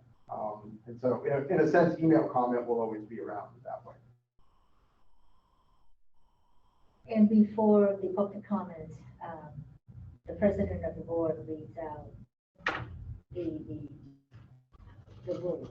Yeah. Public members has 2 minutes for each comment. Let's say that person took up 1 minute for that item on the agenda. And then later on calling in or raise hand again and want to use the second minute unused. Can we allow that? You could. I think at that point, it's kind of up to the board how you run the meeting. I feel like that's going to get pretty difficult to keep track of. Okay. And so I think I would probably say, look, everybody will get you get your one public comment, you get a per item, right? You get 2 minutes, whatever you have to say it now. Because the other thing too is that it starts to get a little bit difficult to manage when it starts becoming a back and forth between public commenters as well, I think, which can happen maybe more online. So, you know, I think saying our practices, you could do it either way, but I probably recommend you're going to get 1 shot per item, use your 2 minutes. And then on the next item, if you have something different to say about that item, you get 2 minutes on that. Okay, and now we moved on to the next item on the agenda. And that person wanted to comment on the previous agenda, but then raised hand for this and speak of the other. Can we cut them? Technically, yes. Because really, when you get to the next agenda item, public comment is supposed to be on that item. And so if they're commenting on something else, that's really not obviously it's not a comment on the item you're on. So they really shouldn't be doing it. And what I would probably recommend is not so much, I think maybe script, I've seen board presidents have scripts that say, you know, we appreciate it. I think it sounds like you're talking about item X. We've moved on from that item. We're now taking public comment on the current item. If you have something to say about that item, you know, please continue, kind of a thing. So is the common practice to allow folks to circle back on that item at the end of the meeting, or they just put the concluded right there? For public comment? Yeah, on an item that's already passed. Yeah, no, public comment, there should be a time for public comment on an item. That's the time, and then that's it. Because again, it's the distinction between, at the very beginning, I was talking about, it's the board's meeting that is held in public. It's not the public's meeting, right? There's a difference between those two things. And so it's not, the Brown Act doesn't contemplate a situation in which the board has some discussion and the public can have some more discussion and some questions. It's not supposed to be a back and forth. It's not a town hall with the public, to be honest. The public can come, they can watch, they can provide their comment, but the back and forth and discussion is supposed to happen between the board members, and if they have questions for staff, it happens with staff. It's not supposed to be a back and forth with, you know, even myself, when I'm with the board as the attorney, I don't feel like it's my role to have a back and forth with the board, right? If there's questions or information I can provide, I provide it, and then the board has their discussion back and forth. So like when there's an item and there's a call for the motion, and there's the first motion. Yeah. And then the second motion, and then there's discussion time. During that discussion time, it's just between the board members. It's not a time for the public to then. Yeah. Put in I mean, no, and what I would suggest is that you have basically an order that you do every item. And it's usually the first thing is one of 2 things. It's either public comment and then staff presentation first, or sometimes it's staff presentation then public comment. And those 2 change depending on the board. But usually you're going to have one of those 2 is going to be first, then the other one, and then you're going to go to board discussion. And if you, whether or not you need to, some boards are more sticky about having a motion before there's any discussion, others not necessarily. But there should be kind of categories that you walk through. We're going to do this, we're going to do that, then board discussion. Then either there's action or there's not, and you move on to the next item, you do the same thing, those 3 steps again. You don't want to have, we're going to take public comment, now we're going to have board discussion, now we're going to go throw it back to public comment, that type of thing. that it turns into more, the next thing, then you have members of the public saying, well, I'd like the board to answer my question about this, that, or the other, or I have a question for staff. That's the other thing that really shouldn't be happening. If the board wants to have staff respond, my suggestion is that during board discussion, the board can say, there was a question raised, or I'd be interested, staff, could you let me know? Tell the board, what is the answer to this question, or something like that. Because it's supposed to be comment, it's not supposed to be discussion, if that makes sense. So my other question is, okay, so we moved on to that topic. So the very end is announcement. Yeah. Can the board go back into one of those topics and start, saying or giving his opinion or her opinion? Probably not. And the only reason I would say no to that one is because the extent the Brown Act requires something, if something isn't agendized, you can't talk about it, right? If it's a substantive thing. What announcements is supposed to be is, there's this fundraiser going on, or there's this meeting, or city council is doing this, go to that, like those types of things, those don't have to be agendized. When you have substantive discussions, they have to be agendized.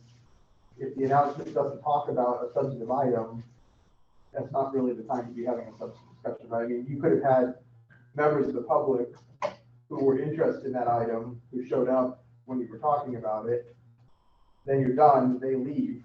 And then at the end of the meeting, it comes up again and they're not there, right, to see and hear and comment at that point. So I think from a Brown Act perspective, even just the best practices, it should be the substantive things happen when they're on the agenda. When you get to announcements, then it's, here's what's coming up in the next couple of weeks, or I want to thank this person, or, stuff like that, if that makes sense. Yes. So is there like a language for that, or if somebody does that, or? Well, I'm sure we could come up with something. Mhm. Yeah, because it's been happening a few times already. Yeah, And I think it's appropriate. Yeah.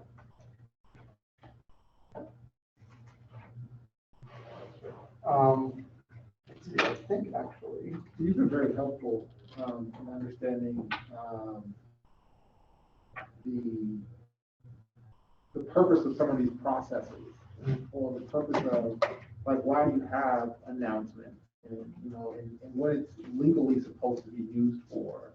There's a reason why it's used in that certain way, or the fact that it's the board's meeting in public, not the public's meeting with the board, not a town hall. Those are profound for me in just being on the board for a number of years and watching how the previous board members and board process, and even watching other boards,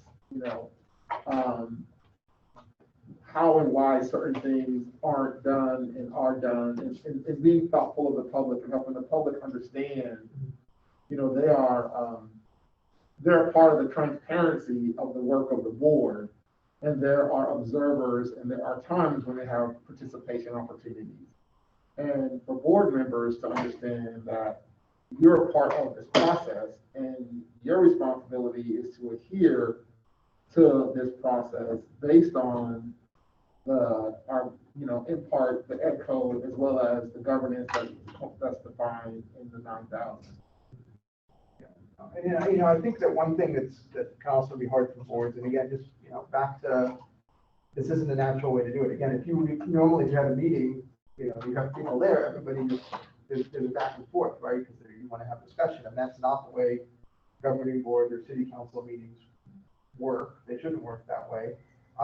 And I think what can be a little bit difficult sometimes is when everything is there's no real issues going on, everyone's getting off, the formality starts to drop away, right?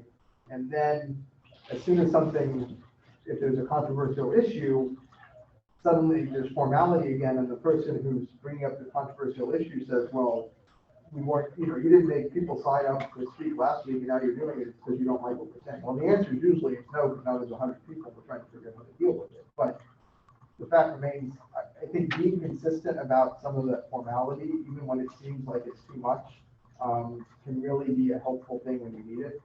But explaining to people the reason we're doing this is not because we all like Robert's rules. I don't think anybody likes Robert's rules.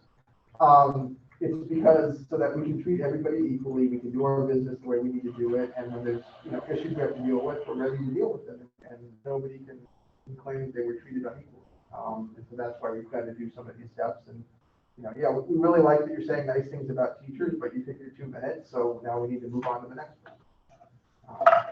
Yeah, so I hope that was helpful, but yeah, I think those are some really good points you had. Thank you. And thank you, everybody, for your participation in adding these questions and getting clarification for understanding as we move this forward. This teamwork makes this happen. So that's very important. Thank you. Thank you, Superintendent Jordan, for your input as well.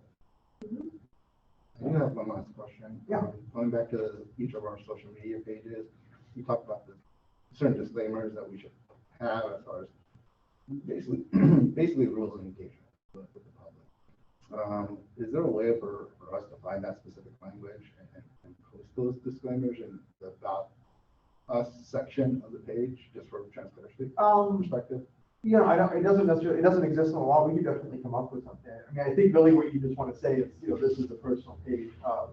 I'm a board member, but I'm speaking on that, that kind of a thing. That's stuff we can put some, probably a few sentences, but That would be very helpful. Just again, so that the public can figure out how to engage us. Yeah, and I think what would be helpful too is, you could say, for official information about the district, visit, this Facebook page or this website or whatever, so that if they've really got questions about something, they know where to go. Thank you. So, well, I was going to go through these takeaways. I feel like we've really talked about a lot of these already, so I don't know that we need to belabor the point at this point. But if there's any other questions about this or any other meeting procedure stuff, I'm happy to. I could talk about Brown Act for several hours, so I won't do that. But if there's any questions. I think we understand better how to run the meeting and not to do it in a way that we could be accused of that's against the law, that's against the Brown Act. So I appreciate Absolutely. Thank you for the developmental information for us to engage today. We really appreciate it. Okay. No, we're good. Well, thank you, William. Thank And then you. if you share with me the suggested disclaimers, and I'll share that with the boards, they could decide if they want to put it on their social pages. And also I took notes to going back to board bylaw, I think it was 9323, to add in additional language about the mechanics of speakers when we have a large number of speakers in the audience. And based on the fact of the way we do board public comments now and the way that we explain it, that can be included there, and then we can always have it handy in case we need to refer back to it. We should all have the ability to refer back to it so that it becomes a natural part of who we are as board members. And that's that knowledge, and that's that consistent knowledge. It's not an individual board member making a statement about something. It is, here is our, here is how it works, and this governance standard, that kind of thing. So that again, we just become more confident in some of the things, because we do, the last 15 months, has been a lot of uncharted territory. You navigate the best as you can, and you got a greater amount of public input now, which on some hands is great because you're really getting to hear. But on the other hand, on the other things, you kind of have to work through some things because it's just uncharted territory. So, but this has been really good. I'm sure you all saw I'm sure you probably got 50 links to the Saturday Night Live skit from last week about school boards. That was classic. I didn't. Oh, that was classic. Actually, what was funny, it was, Search for it. yeah, it was 2 board, well, I guess it was a board member, I think it was only 2 people, but they had public commenters coming up, and they were making fun of what was really being said. But when I looked at it, and I was like, oh God, they kept stopping people from speaking. Like, in my head, I'm like, well, that's a Brown Act violation, you can't do that, but yes, if you haven't seen it, you gotta That's go. what I got to do. Yeah, oh, you gotta see it. Don't do anything. I have again. one more. Yeah. So, can you share with us, like, have you ever experienced with any, let's say, board member who's out of order during a meeting? What sort of stuff Yeah, well, again, recess, I think I just keep saying recess, right? But sometimes that'll help if somebody can talk to the person and figure out what's going on and is there a way to move forward. Ultimately with board members, it's a different thing than it is with employees, right? Because everybody's equal, there's not really discipline in that respect. There's trainings, ultimately sometimes there's censure. If somebody feels that there's been a violation of if the board feels there's been a violation of board policy, those types of things, but, and I guess there are some other rules the board can impose as far as, minute limit, that kind of a thing, but, ideally you want to be able to get there by everybody buying into these are the expectations and we're all going to live by them.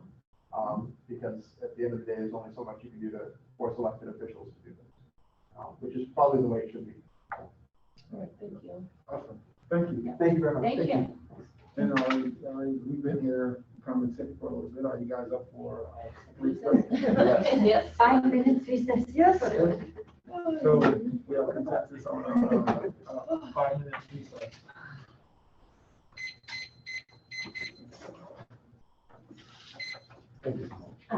So we hear the magic sound. We know we're back.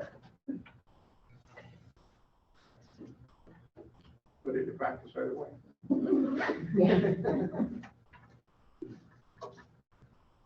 Thank you. Thank you very much.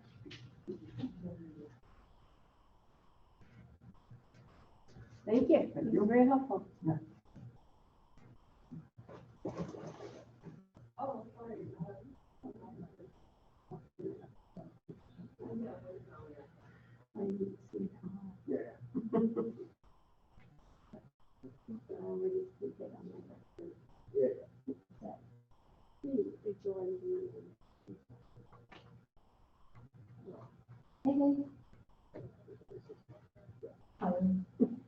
Oh, I'm at the district office. It hasn't been a board meeting.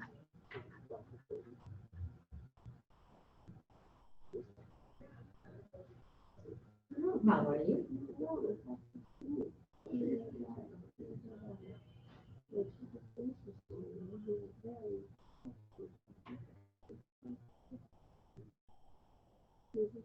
What?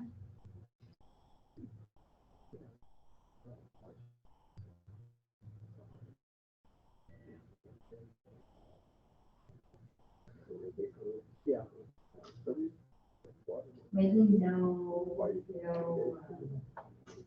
battery, no power?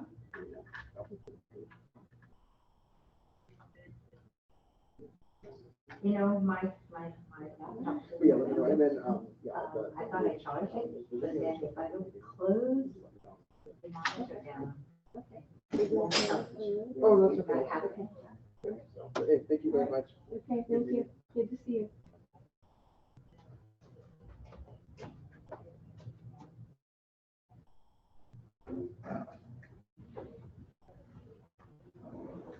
Can you bring it? Can you bring it to stable? And maybe they can fix it for you? Yeah.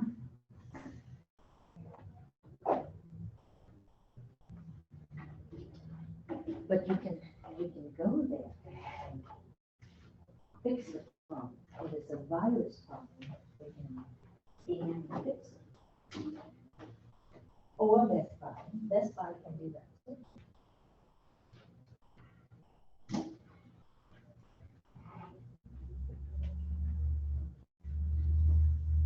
Yeah, no, rather today than tomorrow, so that you can get on to your homework.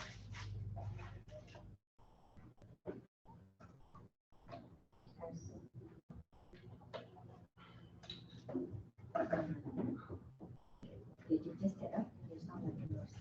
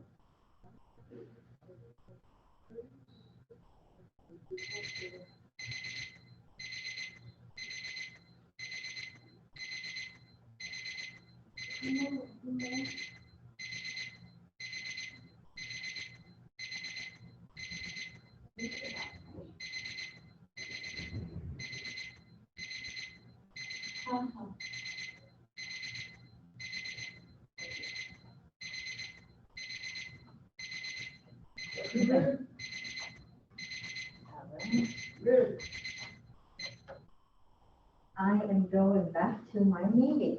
Your question was, I am back in the meeting. I said, yes. Hello, sleepyhead, go back to sleep. All right. Okay. Bye.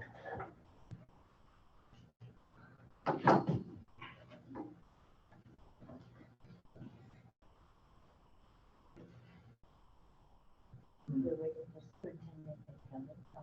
One quick call. Yeah, no, we probably should have made the break a little bit longer. One, make it outside, the mic's still on. Just gonna tell them that I can't more talk. And I'll talk about that. Hello chị yêu, bây giờ đang họp, không có nói chuyện được. 4 giờ em gọi lại.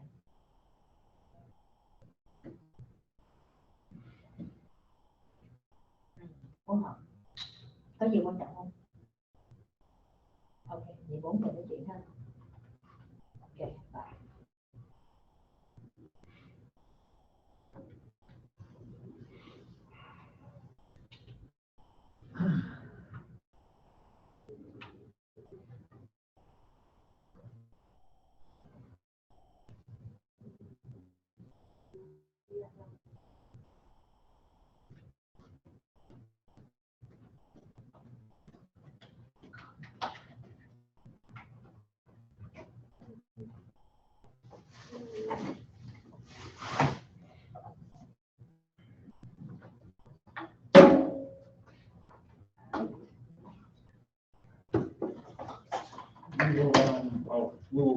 We will continue at this point. Are there any other comments or suggestions or recommendations as we covered items 1 and 2 on board group agreement and etiquette and board communications via social media? If you want to share a summary of your notes and the action items that we may have, that would be great. Sure. So the notes I took is taking board policy 23 or 9323 and adding in the mechanics about if we have large numbers of speakers who are coming to speak on an item, about bringing 5 up at a time to reduce the time between transitions.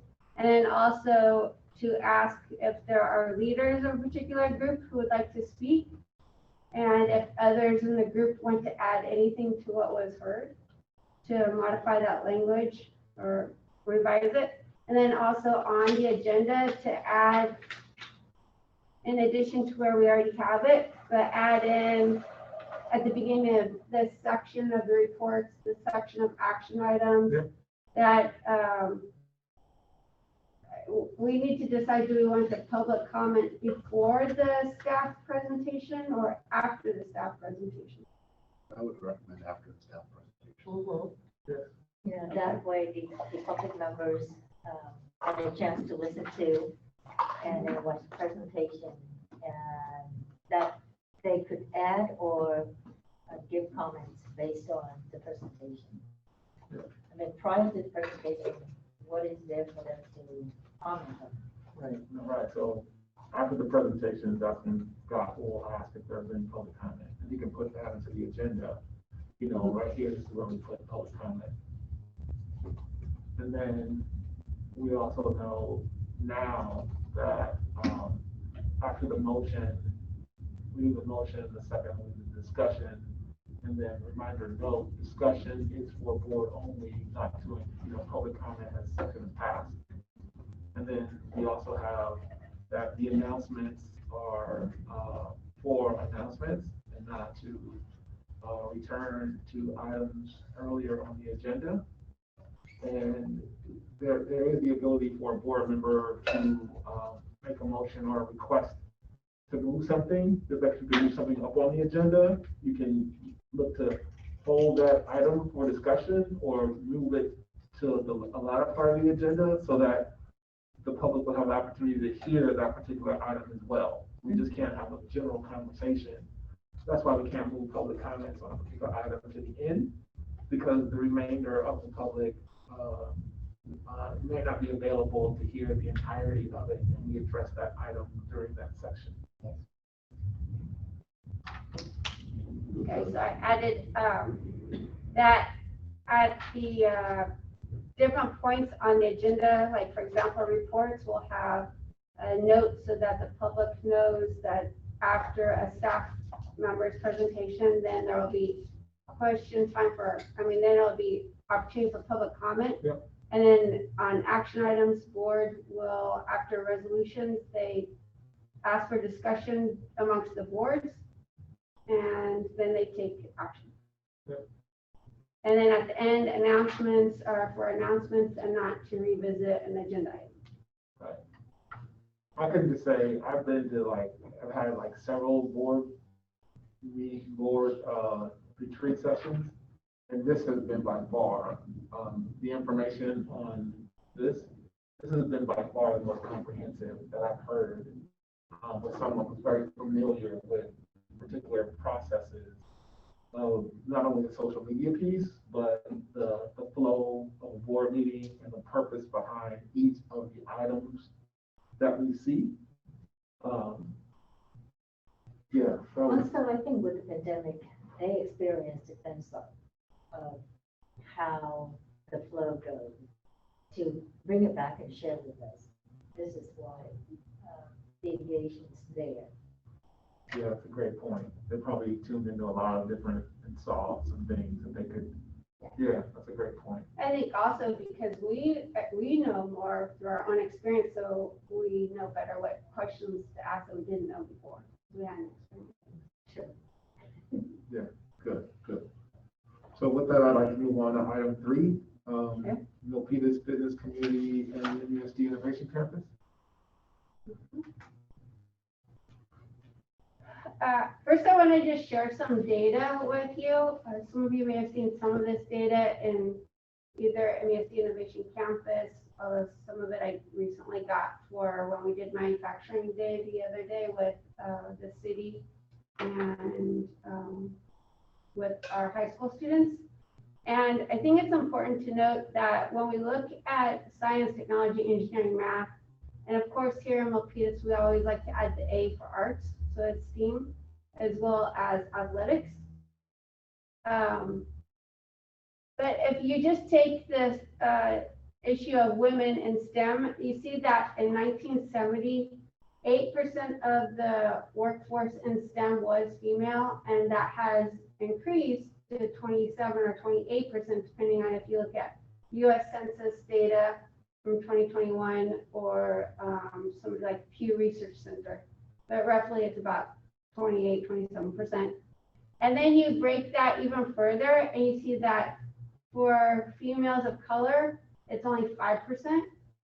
And I also know from other data that I've looked at, that if you look at the numbers of women who are actually in leadership positions in STEM industry, it's even less than that. So for Latinos and Blacks, it's less than 2% in leadership positions. And for females, it's around 15% in leadership positions. And then if you look at STEM education itself, while 53% of the STEM degrees are earned by women, and it just doesn't translate into that many women going into the fields of STEM as a career, and especially in computer and engineering. And there are cultural as well as equity issues around that, and also how young women see themselves when they think of science, technology, engineering, and math. It starts to change around middle school, the perception that it's something for them rather than something for a male. And this data about 12th grade girls with STEM goals also comes from a recent Pew Research Center study on women in science, technology, engineering, and math. And then what's really astounding is when you consider the earning power of the different types of careers that people can pursue, that those in science, technology, engineering, and math generally earn 66% more than those in any other career. And even more compounding is when you consider in Silicon Valley that during the COVID pandemic, we lost, according to the Silicon Valley Foundation, Community Foundation, that almost 50% of the jobs that were lost during the pandemic and from around April 2020 were all in service industry. Yet there were 2% job growth, job additions in the tech industry. So I'm sharing this because the MUSD Innovation Campus is not only about pathways and partnerships, it's really about our ability to lead equity and changing the way that education serves students, serves learners, whether they're in preschool or adult. It's our opportunity to not only be the leaders in Silicon Valley as the gateway in this new way of providing apprenticeships and internships and applied learning, and really getting our partners in corporate, small businesses, governance, institutes of higher education on board with this. It's a deeper calling than that. It goes back to our strategic goal number 1 of building a culture of lead. So I just really think that it's a calling, it's imperative that we strive to make this happen. So as we look at our innovation campus, we know that we have a couple founding members. We know that we have KLA, and KLA additionally, in addition to being a founding member, has also already given us $750,000 that gives them naming rights to one of the STEAM labs for 3 years. Even knowing that the building isn't built yet, this year is year 1. And there is the expectation that they most likely will continue that. We also know we have the city of Milpitas as another founding member. And they, as a member of the Milpitas Alliance Partners for Future Ready Learners, they are contributing about $25,000 in kind services every year for the first 5 years. So now that we have these 2 big founding members, as we go about talking with other partners such as NovaWorks, President Norwood and I have talked with leaders of NovaWorks, and while they wouldn't necessarily be able to contribute financial outright as KLA can, they can provide us other opportunities where financial might come into the development of the Pathways Center and the Early Childhood Education Center. And also they can provide us a lot of in-kind support too, with data, with career development for learners, particularly high school and adult. We've also talked with Vice President Yip Schwan and I. We've met with AMD and put it out there. I need to follow up with them. And we've met with other people as well, such as one that comes to mind is Flex. We met with them during manufacturing year last year. We've talked with Semi. We need to revisit Semi. Semi is a conglomerate of over 60 advanced manufacturing organizations throughout the world. And Semi is focused somewhat on one aspect of what we would like to do, because they provide internships to high school students that with districts that they partner with. So there's a lot of, like the snowball is beginning to get bigger. And so I have this with us here today because each of you has connections with other businesses or corporations or even small businesses in the chamber. And so how we can begin to start making it much more public about what we're trying to do and getting people on board as members of MAP would be really helpful. So I wanted to bring this forward. President Norwood wanted to bring it forward. Vice President Sean wanted to bring it forward so we could all talk together about how we take these next steps.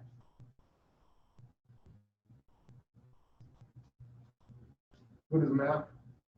The Milpitas Alliance Partners for Future Ready Learners. It's an opportunity for nonprofits, institutes of higher ed, municipalities, counties, county governance, corporations, small business owners to have an opportunity to come together, kind of like an advisory board about every quarter or so to talk about what are the skills that learners need as they prepare for careers. How can we make sure that those skills are a part of the programming in the MUSD Innovation Campus? For example, if we had Tesla and Evergreen Community College, if we had something like what they have right now, Tesla pays for Evergreen Community College to have what needs to be inside the classroom so that the learners there going through that program, they come out with certification and they could go right into a job at Tesla.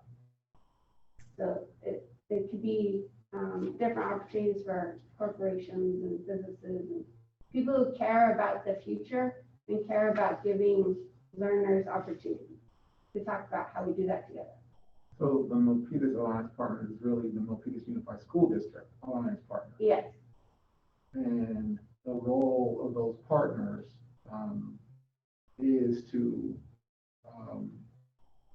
help us to determine the programming at the school around the education piece, but also be partners in the experience for the students and potentially their parents. In the city of Milpitas or in the region. They are really a partnership with the school district. Because I think when we did the early research, we identified that between our juniors, seniors, Cal Hills, and adult ed, we potentially had 5,000 people that were potentially workforce ready or needing to be prepared for workforce.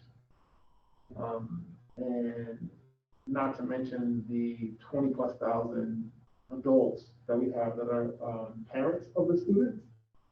And economically speaking, only 12% of Milpitas, people that live in Milpitas work in Milpitas.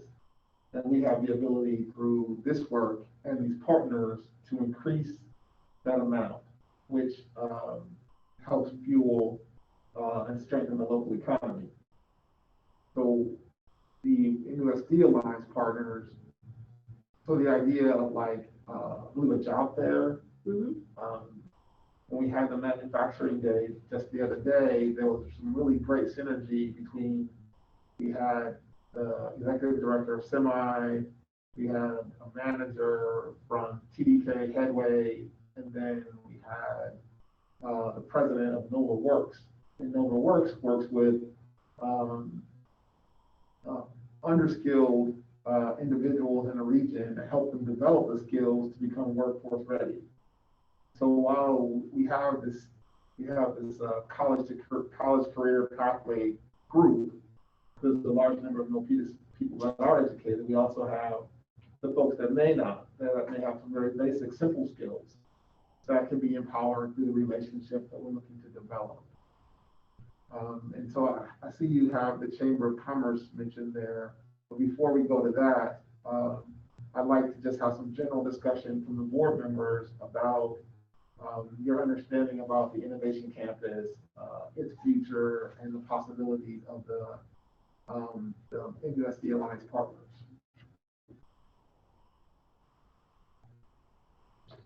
I remember asking superintendent to give me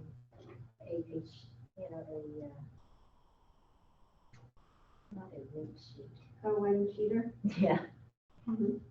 Because I do have at least 7 of these business owners that's in Milpitas, San Jose, that we can knock on doors. Han Gill is the person that donated $5 million during that flood in San Jose, that we can ask if we can donate or to be a partner. Where's the name? To name a lab or a hall. But I need to understand the dollar amount and the level and the number of years that we can, that I can bring that back to these business owners. If you would send that by email, that would be great.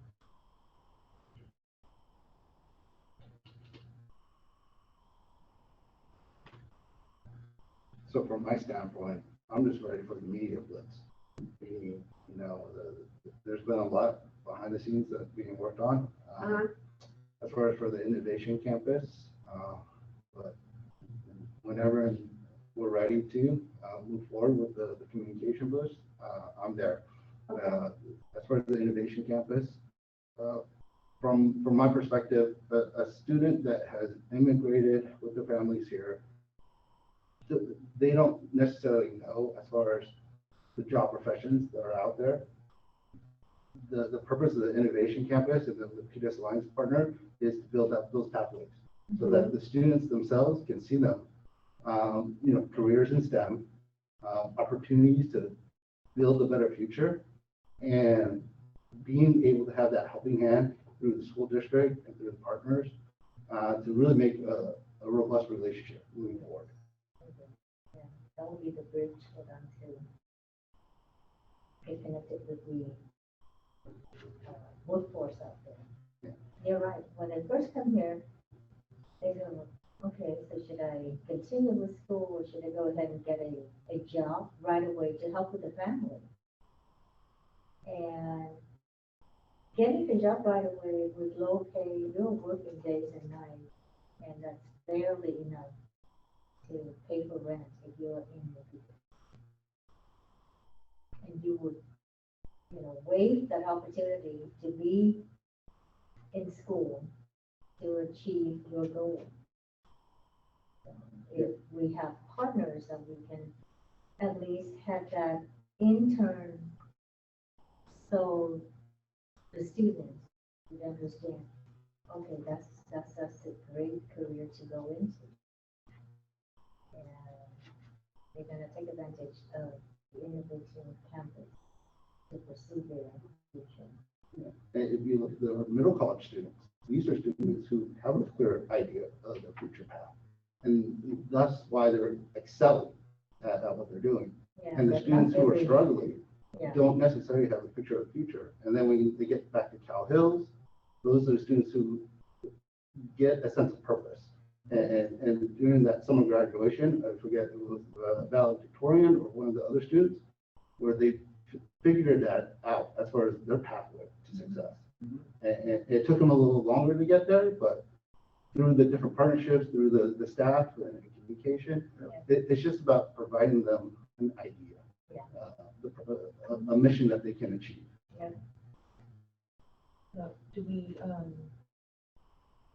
like have a campaign, you know, to start the fundraising? I know we started at the, you know, we started a little on the fundraising, but have we gone to, you know, maybe the media to advertise or promote this, or give them like an incentive to join, like a, you know, this is the date, if you join, you can, you know, make some noise about it, you know, get them excited why they should join by this date.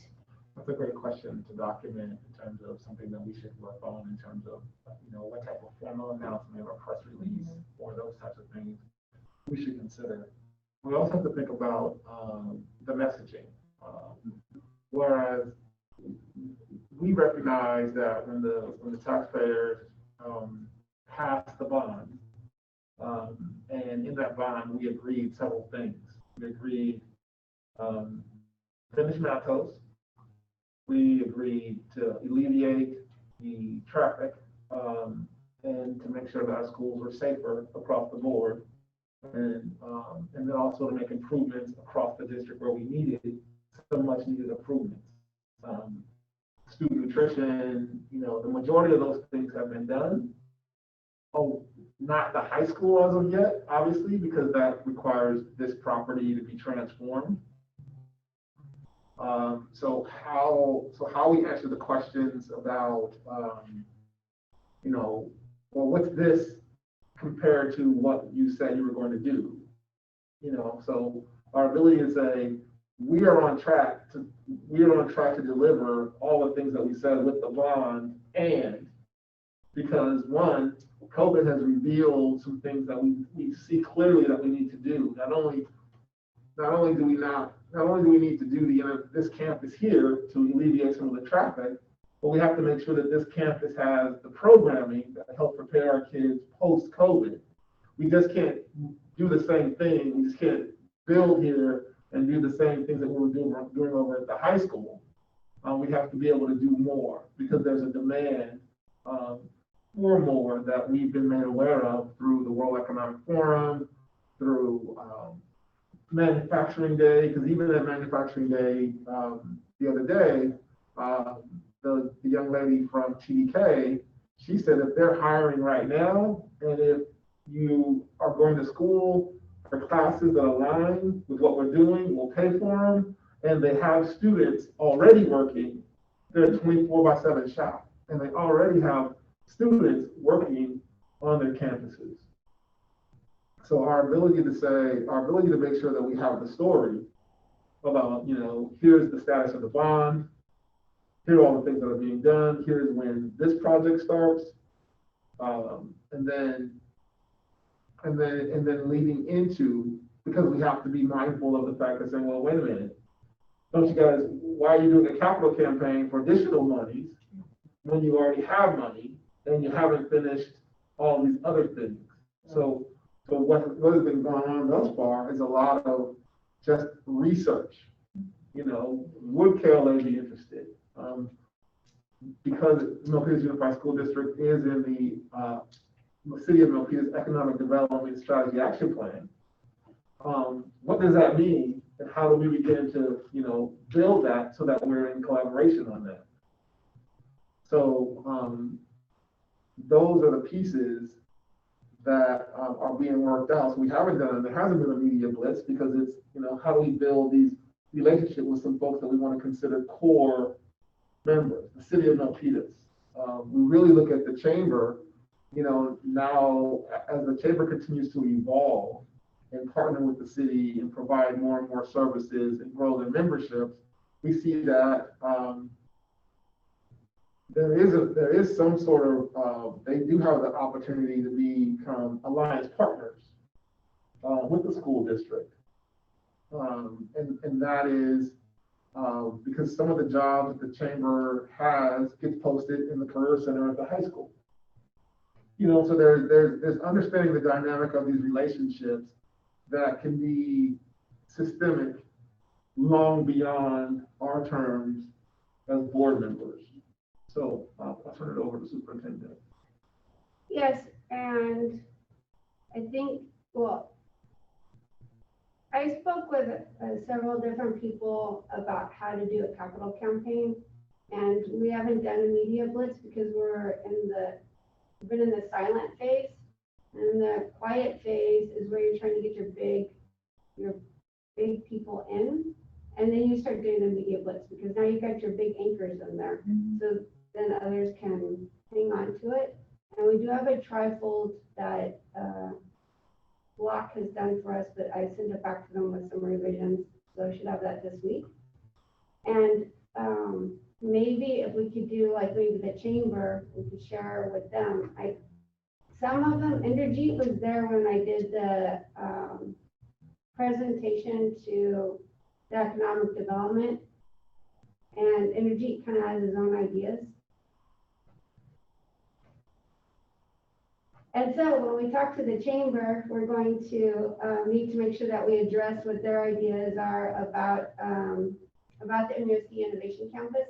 And I think maybe focusing more on the Milpitas Alliance Partners aspect for them, about so they could see how what they have to offer can come about through the things such as having a job fair that reaches more than whoever they might have been able to reach, because now they have Milpitas Unified, they have the city, potentially we have KLA, potentially we have Semi, we have San Jose City College.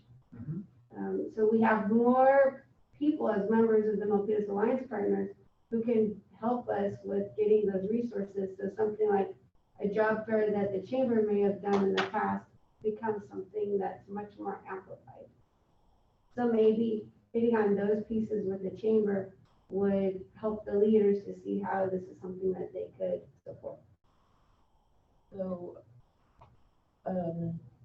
maybe, I'm gonna suggest that you come into our board meeting for the chamber and do the presentation on MAP Okay. to the board members. Website, could you bring up from the MUSD.org website?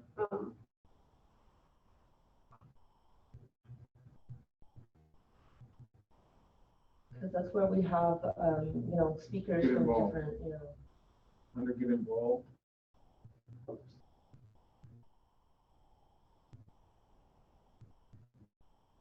Because that's where you have the speakers, Kelly. yeah, like if, to introduce to the board members, the chamber board members, give them an idea.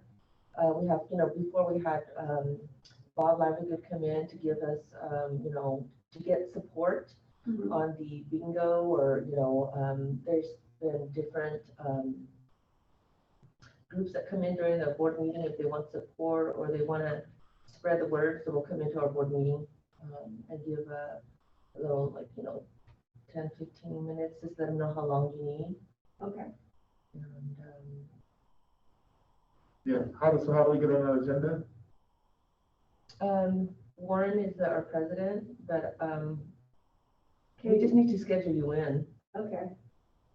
Is it helpful if you are, since you're a member of the chamber, are you able to be a part of introducing them after them, or does that create a? No, I mean, I'm going to email Warren and Interjet and CJ and let them know that, MUSD would like to do a presentation on that during our board meeting. Okay. And it's always the first Thursday of each month. So we just have to find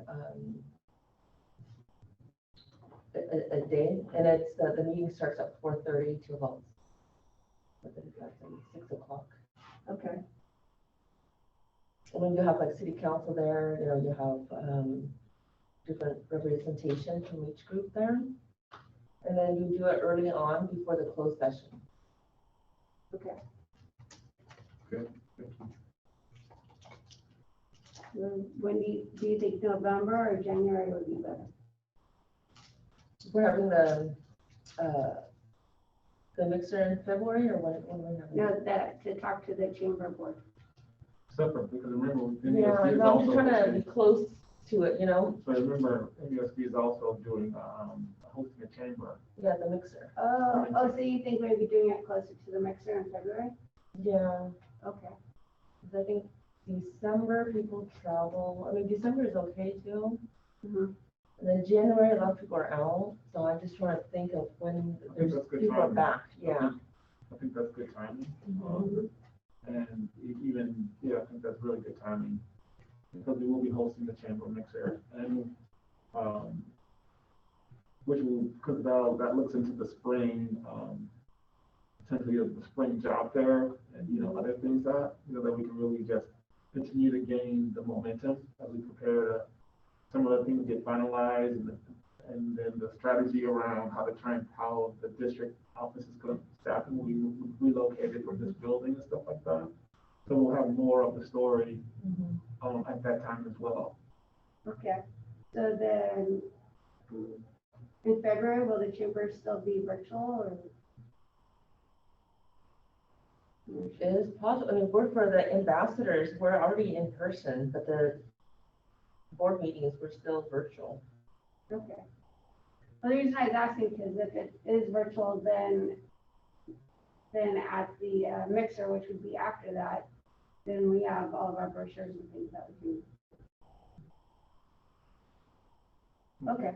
Could you bring up the application for the MUSD Alliance Partner? Mhm. I don't know if is that the app, because the app's on the website. Yeah, but the website app, we need to change that. Okay.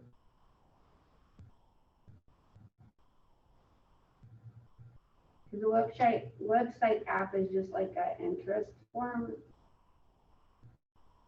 I'll show it to you. Yeah, so if you think about, we talked about what the alliance partners, so you asked, what would be the benefit for someone becoming an alliance partner? And you can, if she scrolls down, you'll see the information there.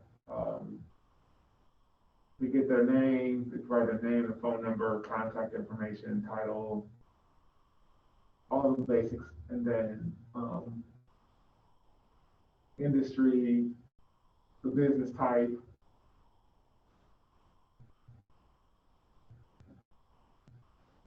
I think we need to update the intro though.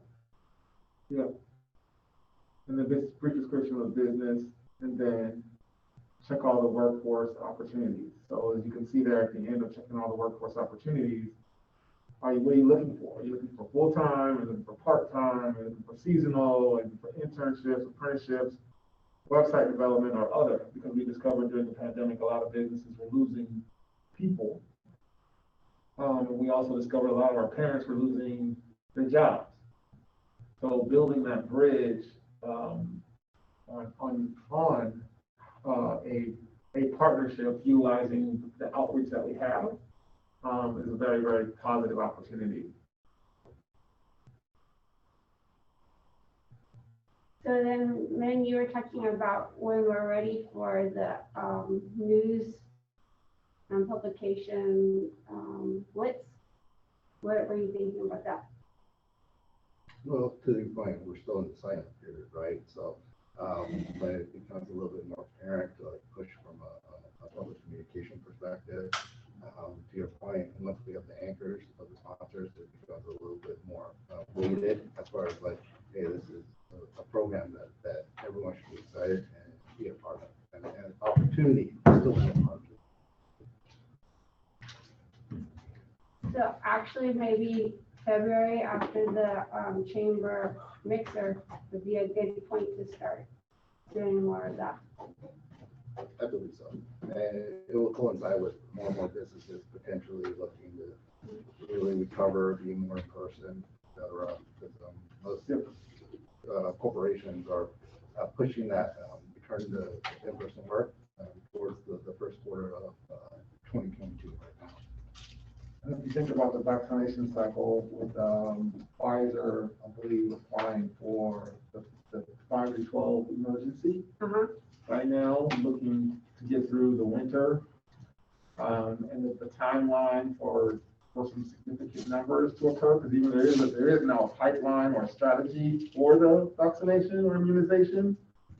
So if they get their approval and families start to take advantage of that, that means the adults are going to be free to potentially rejoin the workforce in person. Possibly, or work on a new hybrid methodology of work, which also aligns with potential improvement in the economics of just a more active society with the younger folks. With that, and some sort of, I don't want to call it normalization, but now starting to ramp up in terms of the next economic, wave. So that timing is right there. As far as, especially if you look at November, December, and January being the months that we're going to see a significant portion of our 5 to 11-year-olds receiving their first dose or their vaccination. Because I know it may not be 2 doses. I think they said this is less. I haven't heard any details on that as of yet. But we do see that on the horizon. And Han, you said you have 7 people to present to.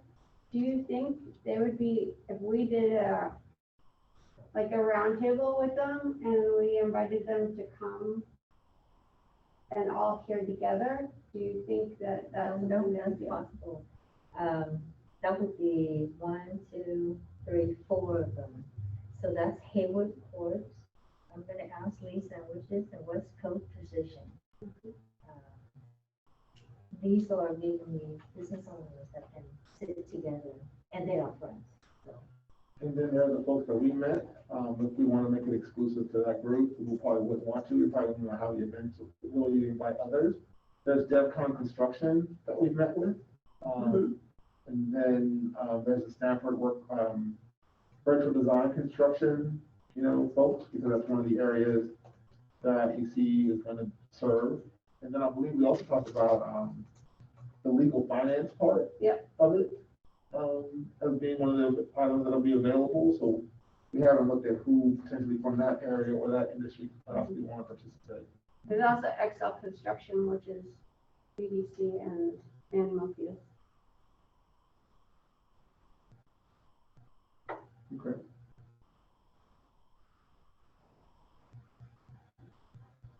Would it be beneficial at this group to include anybody from the city economic development forum? Let me think about that. There are some members of the Economic Development and Trade Commission that, like for example,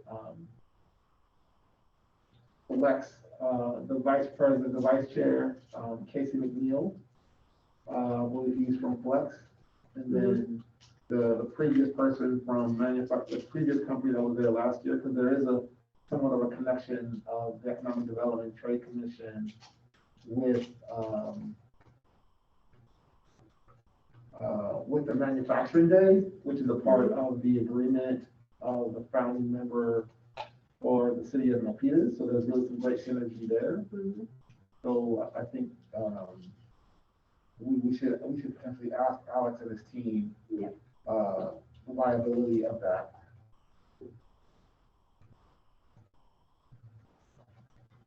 And thank you for saying that. This is more than a campus. This is a calling to have an impact that we can have on the future of STEM with our female, our underserved in the community, and getting them plugged into career and internships that they may have never seen possible. We've gotten some feedback that this is very viable. It's much needed in this region, and now we just have to work really hard to get everyone on board and work with us to successfully execute. Elita Meyer is she's the lead for the Milpitas Science Olympiads, and she's also doing work with young girls at the high school in the area of science, and she's doing a doctorate. And she shared with me that in high school, even, you can start seeing where the gender bias becomes apparent, even amongst instructors. Absolutely. There's several nonprofits that are developing in Silicon Valley that is geared towards supporting females in the STEM field and encouraging them, doing pathways and mentorships, and also giving them life experiences like expect once they get into the industry. Yeah, you introduced high-tech high heels to us. Yeah, they're one of several out there.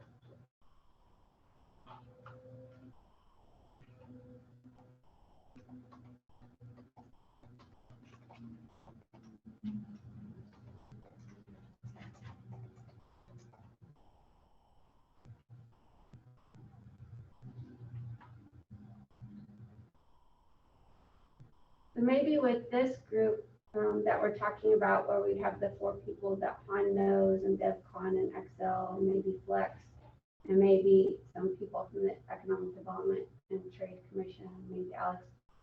Perhaps that could be done in November or January. We probably want to look to do it in November. We have a presentation. You know, it could be 4 weeks out from now. We just got to find a day on the calendar that works. But it would be advantageous for us to do something, because we would learn a lot from that meeting. It will be the first of its type. We prepare for the chamber in February. So that, With your 4 people plus some other. I think we should plan on January. For the group of 4, because right now we're in mid-October.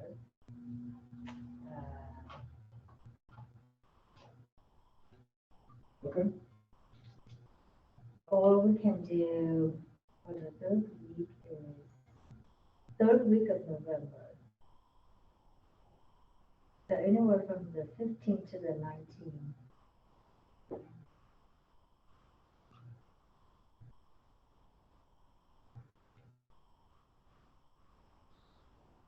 Did they translate while you'll be back? I will translate. That's why I'm looking at this. And then if anyone potentially from the chamber wants to attend that event, well, they could attend.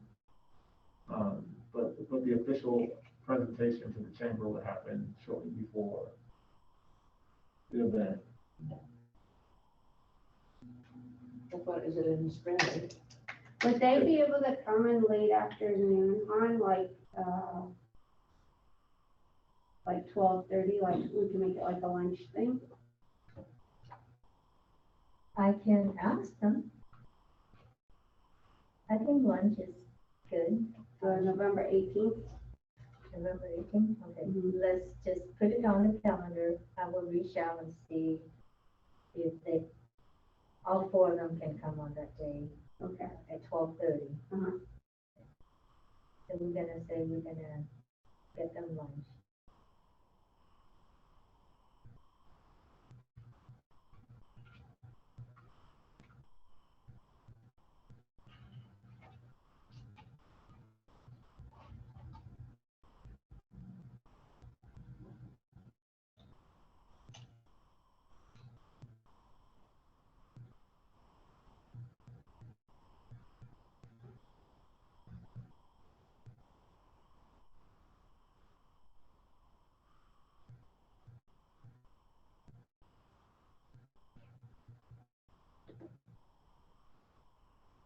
Are there any other questions or comments on this particular item?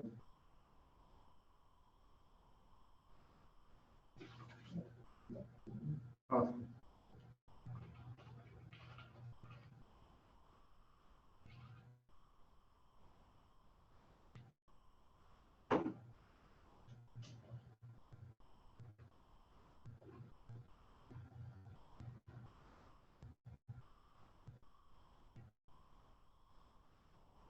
Okay.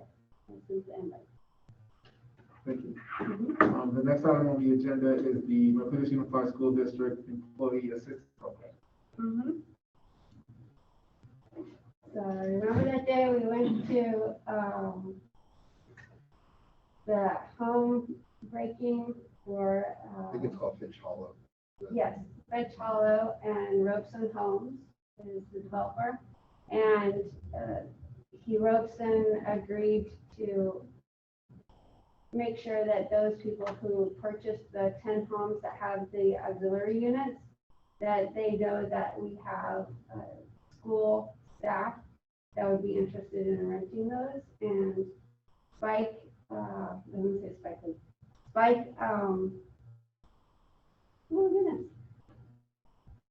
Spike is a parent in our district. Spike Jones. Thank you. Spike Jones and his son Isaac and a group of other students in the math team.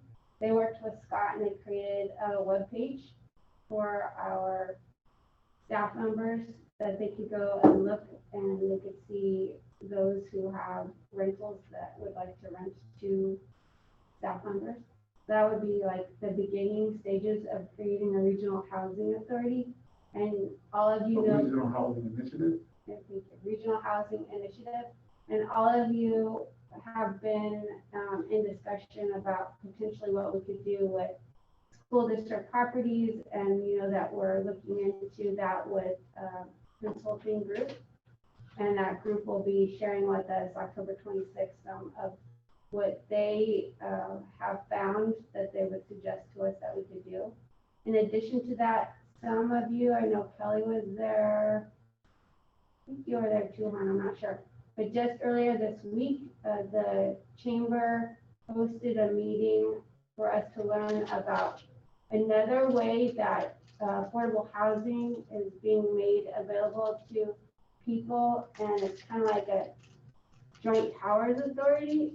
And in this case, it would be Lions, which owns Turing, and they would they would sell a part of Turing to this joint powers authority if the city agrees, the city council, if they agree to enter into the agreement. And what that would do is,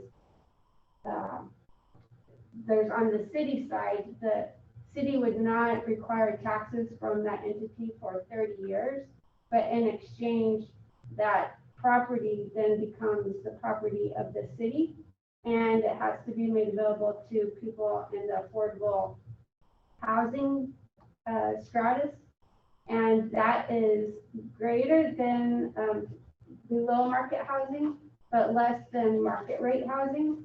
And that's where school employees fall in, is they tend to fall in the affordable housing area, meaning that they earn too much to qualify for below market, but they don't earn enough to qualify for market rate in our area because of the crazy rates of the crazy housing costs. And so that is another potential way that our school employees might be able to tap into affordable housing. And then Vice President, President, and I met with another developer who was considering doing something over on California Circle, and possibly if that were to go through with the city, then a certain number of units could be made available again for workforce housing, for school employee housing. And then how that plays into an employee assistance program is, currently our employee assistance program is generally around people who are suffering because they have either mental health needs, or they might have some issues where they need to pay for some bills and they've fallen on hard luck, and then we have something called the Milpitas Benevolent Association. But there isn't anything really around supporting for housing. And supporting for housing does two things. One is it supports the current employees who are struggling with staying here, because we know that we have lost a number of employees who have either left the area because they couldn't afford it, or they went and they got jobs in other school districts. For example, one of our teachers, his name is John, and he was a teacher at one of our elementary schools, and happens also to be one of my students when I used to teach at Russell. And he left here to go to Santa Clara Unified School District because they pay much more, and it gives him an opportunity to have to work towards having something that he owns. So why does Santa Clara Unified pay much more? Santa Clara Unified pays more because they are a community-based tax. So they don't rely on average daily attendance with their funding coming from the state. Their tax base is more than what they would get from the state, so they get to keep their tax base.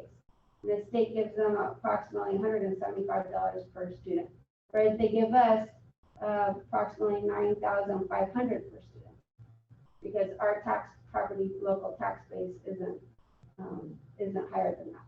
So they're a basic aid district, and we're an average daily attendance district. Right. So basic aid districts can pay their teachers more than we can pay. So Palo Alto basic aid district? Yes, Palo Alto is too, and we also lost an administrator to them 2 years ago. Right. So the point that's important here as well is that when they're doing the comparisons in some instances, when parents ask us, well, how come this school district can do this or this school district can do that? You know, it's healthy for board members to know what type of school district are they referring to. Are they K-8? Are they K-12? Are they union? Are they unified? Are they average daily attendance? Are they basic aid? Because all those things matter how they plan and budget. We have to budget in a very unique way because we're an ADA district, plus we have 33% free and reduced lunch students in our district, whereas other school districts don't have that. So also basic aid districts have a lot more dollars that are coming from the community in a lot of instances.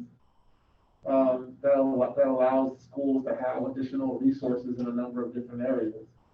We do a really strong job of fundraising and community outreach, and and that's in large part to the board, and then also the way that we are interactive with the community. So we listen, we take their feedback, we try to address the things that we see that we can, or through policy, or through communicating with the superintendent to get those things done, or through community partnerships, which has really been helpful to us. So being aware of the different types of districts out there, so when you see information, which could be misinformation, understanding who we are, how to make an apples to apples comparison, and if it isn't an apples to apples comparison.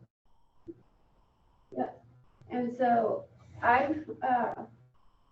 you may have seen the survey that went out 3 times now from Kelly Eam from the business department to employees, asking them about their home income, their indicator of if they're renters or not, if they see themselves staying in the district longer than 5 years, and what if affordability is and cost of living are issues that would prevent them from staying in Milpitas Unified for quite some time.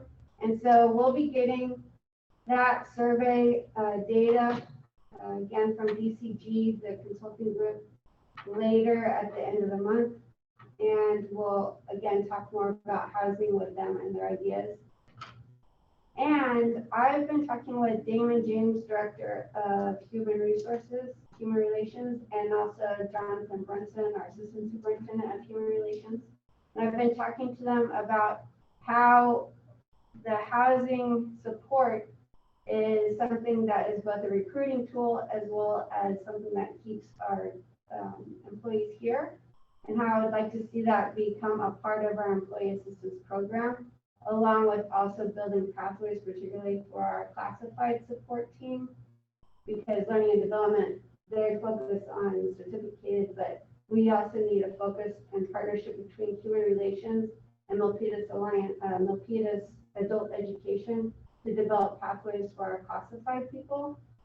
And I just wanted to put this here on everybody's radar because it's something that we're beginning to gain momentum on, and particularly because across the state, it's affordable housing is front and center. I learned also about 6 weeks ago that there's something from the state that goes to all municipalities, and it's their affordable housing index. And Milpitas, for example, has to make sure that in the next 10 to 15 years, that they have plans for an increased number of affordable housing units. So the city is very interested in how they can do that, which opens the door for places like the developer that talked to us about California Circle, or the developer that's talking to Lions, because they know that this is something that cities have to do, that state wants to see, and we as education community greatly benefits us. In the housing, the MUSD Employee Assistance Program, with the components that the superintendent is referring to, beyond where it is now, with the ability to provide affordable housing and also pathways for employees. We know that there's a teacher shortage. We know there's a substitute teacher shortage. We know there's a paraeducator shortage. We know there's a special education teacher shortage. And everyone is scrambling for the same people. And so if we don't have a strategy to retain, attract, develop, then the quality of what we strive to do in terms of developing not only our internal homegrown talent, the vision of a world-class education, your vision of what could be possible at the MUSD Innovation Campus becomes very, very limited. And the way that it becomes systemic is through the employee assistance program. So it outlasts us, it outlasts anyone that's in HR or within the district, because it's something that becomes a part of the benevolent. How long is the benevolent thing? Benevolent Association's been around probably 35 to 40 years, because it started like within 5 to 10 years before I even came to the district. And it started because there was a teacher who got cancer and couldn't work anymore.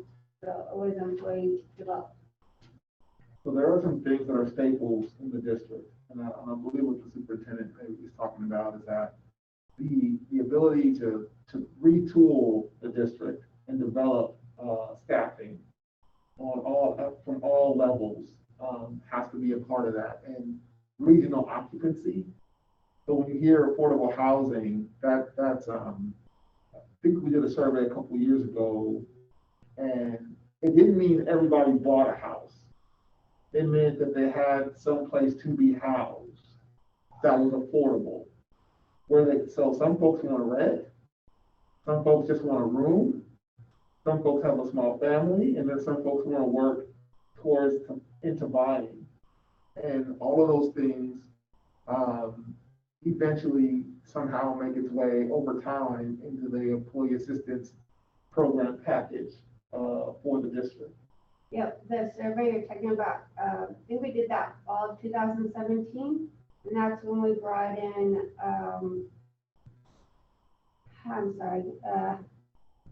we brought in the group that is funded by some tech people, and it allows home educators to get homes. Thank you, Landed. So we brought in Landed, and Landed has actually helped at least 10 of our employees purchase houses. And we also at that time looked at something called the Gold Bar Builders, and what they were looking for was areas where we could have auxiliary units. That ended up not going anywhere, but that's as far back as we actually started to talk about this issue. Silicon Valley on the table. Yes, in the Silicon Valley on the table, where we had conversations with staff members and also some community members, some parents, about the cost of living, because 2016-17 is when it really started to become a more public kind of conversation. Some teachers revealed to us that they missed their window to buy. They had a window, they weren't quite ready, they didn't take it, they could have made it happen, but they didn't. And now that window no longer exists. So they're really trying to figure out, where their options are. So just to reiterate, there are multiple elements to affordable housing. There is the rental, there is the long-term lease, there is the plan to get into, become a home ownership, which, a lot of people dream about. And then there's the ability to just have a stable environment for a continued long period of time. I will also share that around December, January, I'm going to come to the board with a proposal for adding another person to human relations. And this will be one of the reasons. The other reason too is make sure that we have stability going forward in leadership, so that there's transition. We've talked before about when there's not somebody there to step in when a senior leader moves on. So part of that, as well as the other reason that Damon and Jonathan were talking to me, I wanted to talk about this. They wanted to talk about having more staff, and I married the two. And they pointed out that we have more employees now than before who have issues with COVID, and that COVID takes up a lot of their time. And they said also with the employee, with trying to hire and recruit employees, if that takes more time, and then also with the pathways work that we would like them to do, that takes additional time. So they said that they feel that in order to be, as Jonathan said, in order to be that world-class HR unit, they need to have some additional support. And so I'm going to be working on that and figuring out what that might look like, and working with Wendy on potential funding. And then I'll bring that in December or January. Thank you. Mhm. Well, are there any comments or questions or ideas around, all of us have connections in the community, all of us are aware of teachers and school district employees. Is there anything that could potentially be added or is not included in the vision that's been shared thus far of the employee assistance program that should be considered or given to the superintendent to do additional research?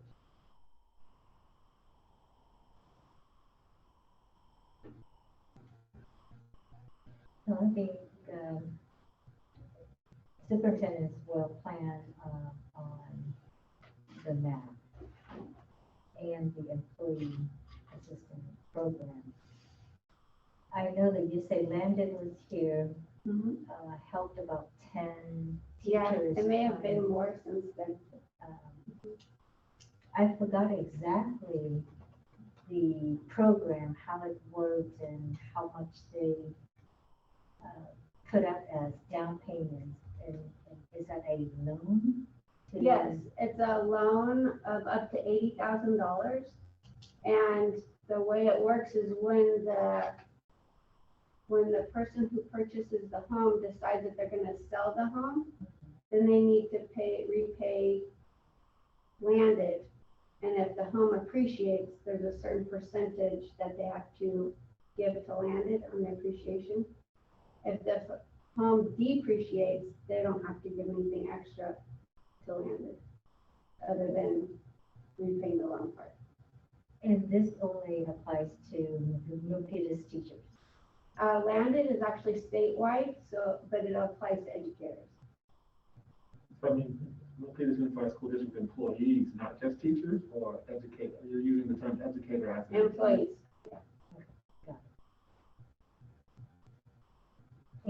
Mm-hmm.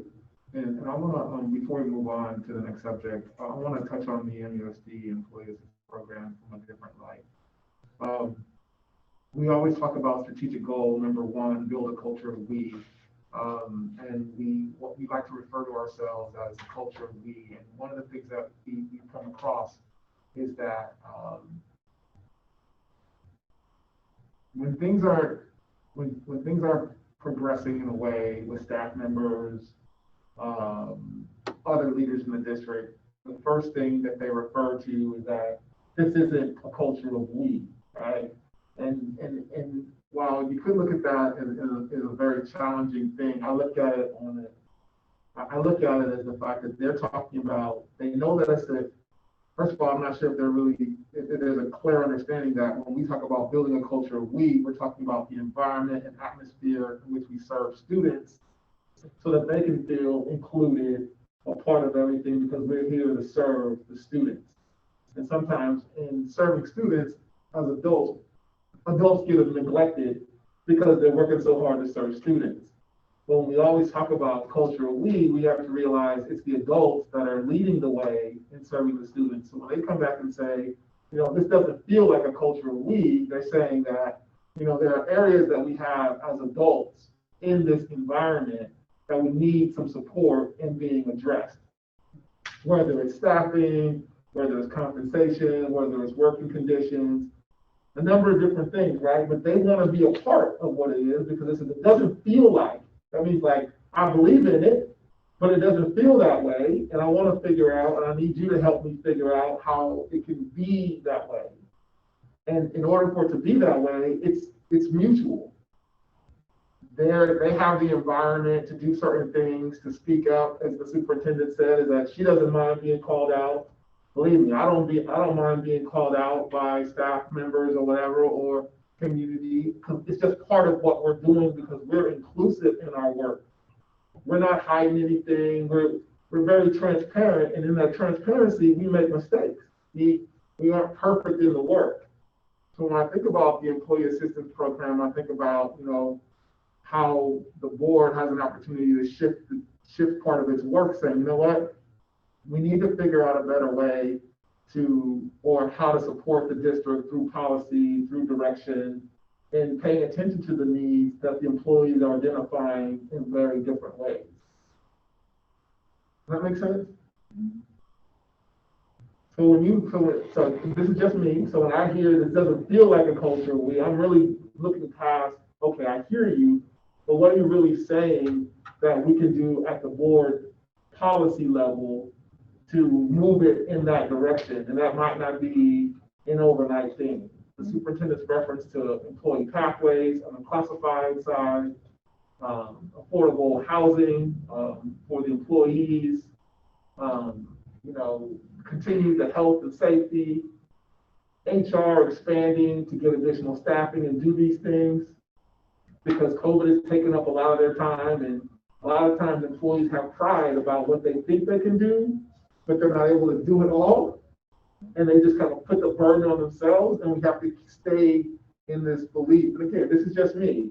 We have to stay in this belief that we're in this together, rain, shine, good, bad, whatever it is, because we're going to continue to get through it that way. So this is one of those things that I'm going to be excited about. I'm going to be asking questions about, and I'm going to be looking for action on, you know, moving forward. So Superintendent Jordan, home ownership doesn't really happen overnight. So is there a process within the employee assistance program to connect new employees with homeowners that are renting here in the city? That way there's a potential for them to be here in the community, cut down their commute time and establish themselves. Yes. Let's see where it is.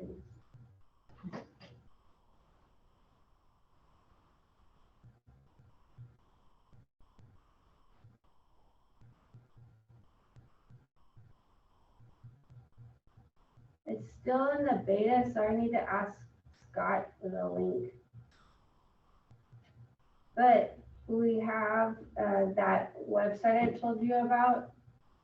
That'll be for landlords to put their information down so that MUSD employees can look at it and they can identify people who are interested in renting just to our employees, and in exchange for knowing that they're going to get a pretty responsible person with a regular paycheck, then perhaps they might keep their rents down a little bit.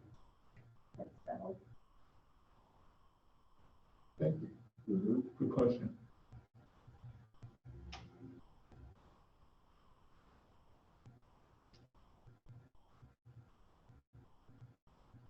The research has shown that the stable environment for MUSD employees and stable environments for our children, the longer students are in the district, the more they get involved in clubs, activities, out of school time things, and then their academic performance, their behavior, a number of things has shown to be very, very positive in terms of their community participation and give back. So creating a stable environment for our families the best that we can, through consistent education, even with what we've done with the virtual pathway, which has been a struggle for a number of reasons outside of our control.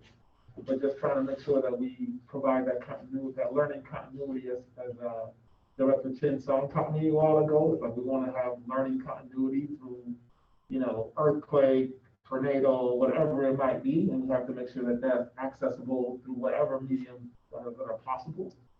So that's been one of his long-term visions, and why he's always asking for the investments that he does in technology, because he knows that he can maintain, he knows the internet's going to pretty much be up all the time. So that learning continuity also exists in that space. The last item on the agenda has to do with strategic goal number 2, improving our communications.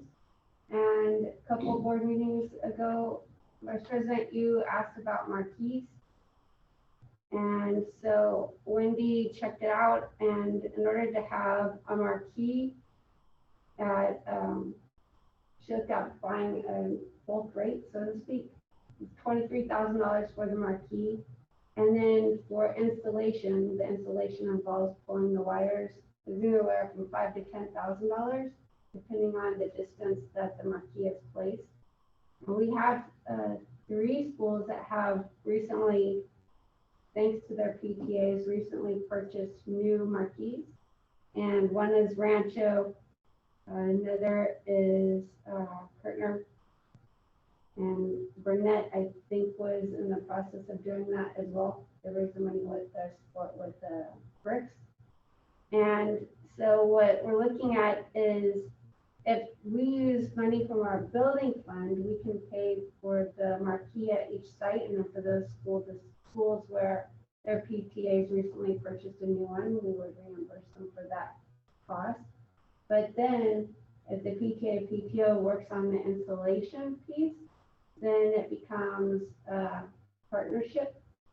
And it also helps the PTAs to realize that they have a means to really make an impact beyond what the usual things are that they might do when they're raising money. And not all of them take advantage of the Milpitas Charity Bingo. And that's, as we know, all of us know, that can raise about $1,500 in 3 hours for just 3 people to work. So that would be one way to do it. And between Wendy and I, we've talked to all the principals, and the principals are interested. And then at the PTA council, you said you were going to talk to PTA. So you want to share a little bit more about what you were thinking when you asked the staff to look into this? Well, I mean, full disclosure, I was actually going to try to talk Kelly into doing it, but you got me put it on. Sorry. But since, no, you know, PTA partnerships or PTO partnerships with schools are an opportunity for communities to grow, to get involved, and to develop parents in a different way to be able to be partners in their education with their students. The fact that we have some opportunities to get this work done through some of the parent volunteers that can be acquired, and it could be PTA volunteers, could be school site counts, could be any volunteers that are available at the school that will become PTA members to help participate this in fundraising. And there may be other ways like corporate at some of the organizations, because we do have some schools that their PTAs are doing really, really well.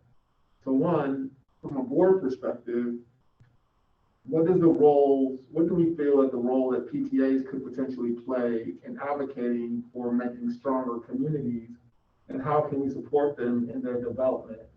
So one, understanding what their budgets are, each of the PTAs, you know, and then also potentially developing a template for each of the PTA, PTOs to be able to use that are best practices, because some PTOs are much more mature than others.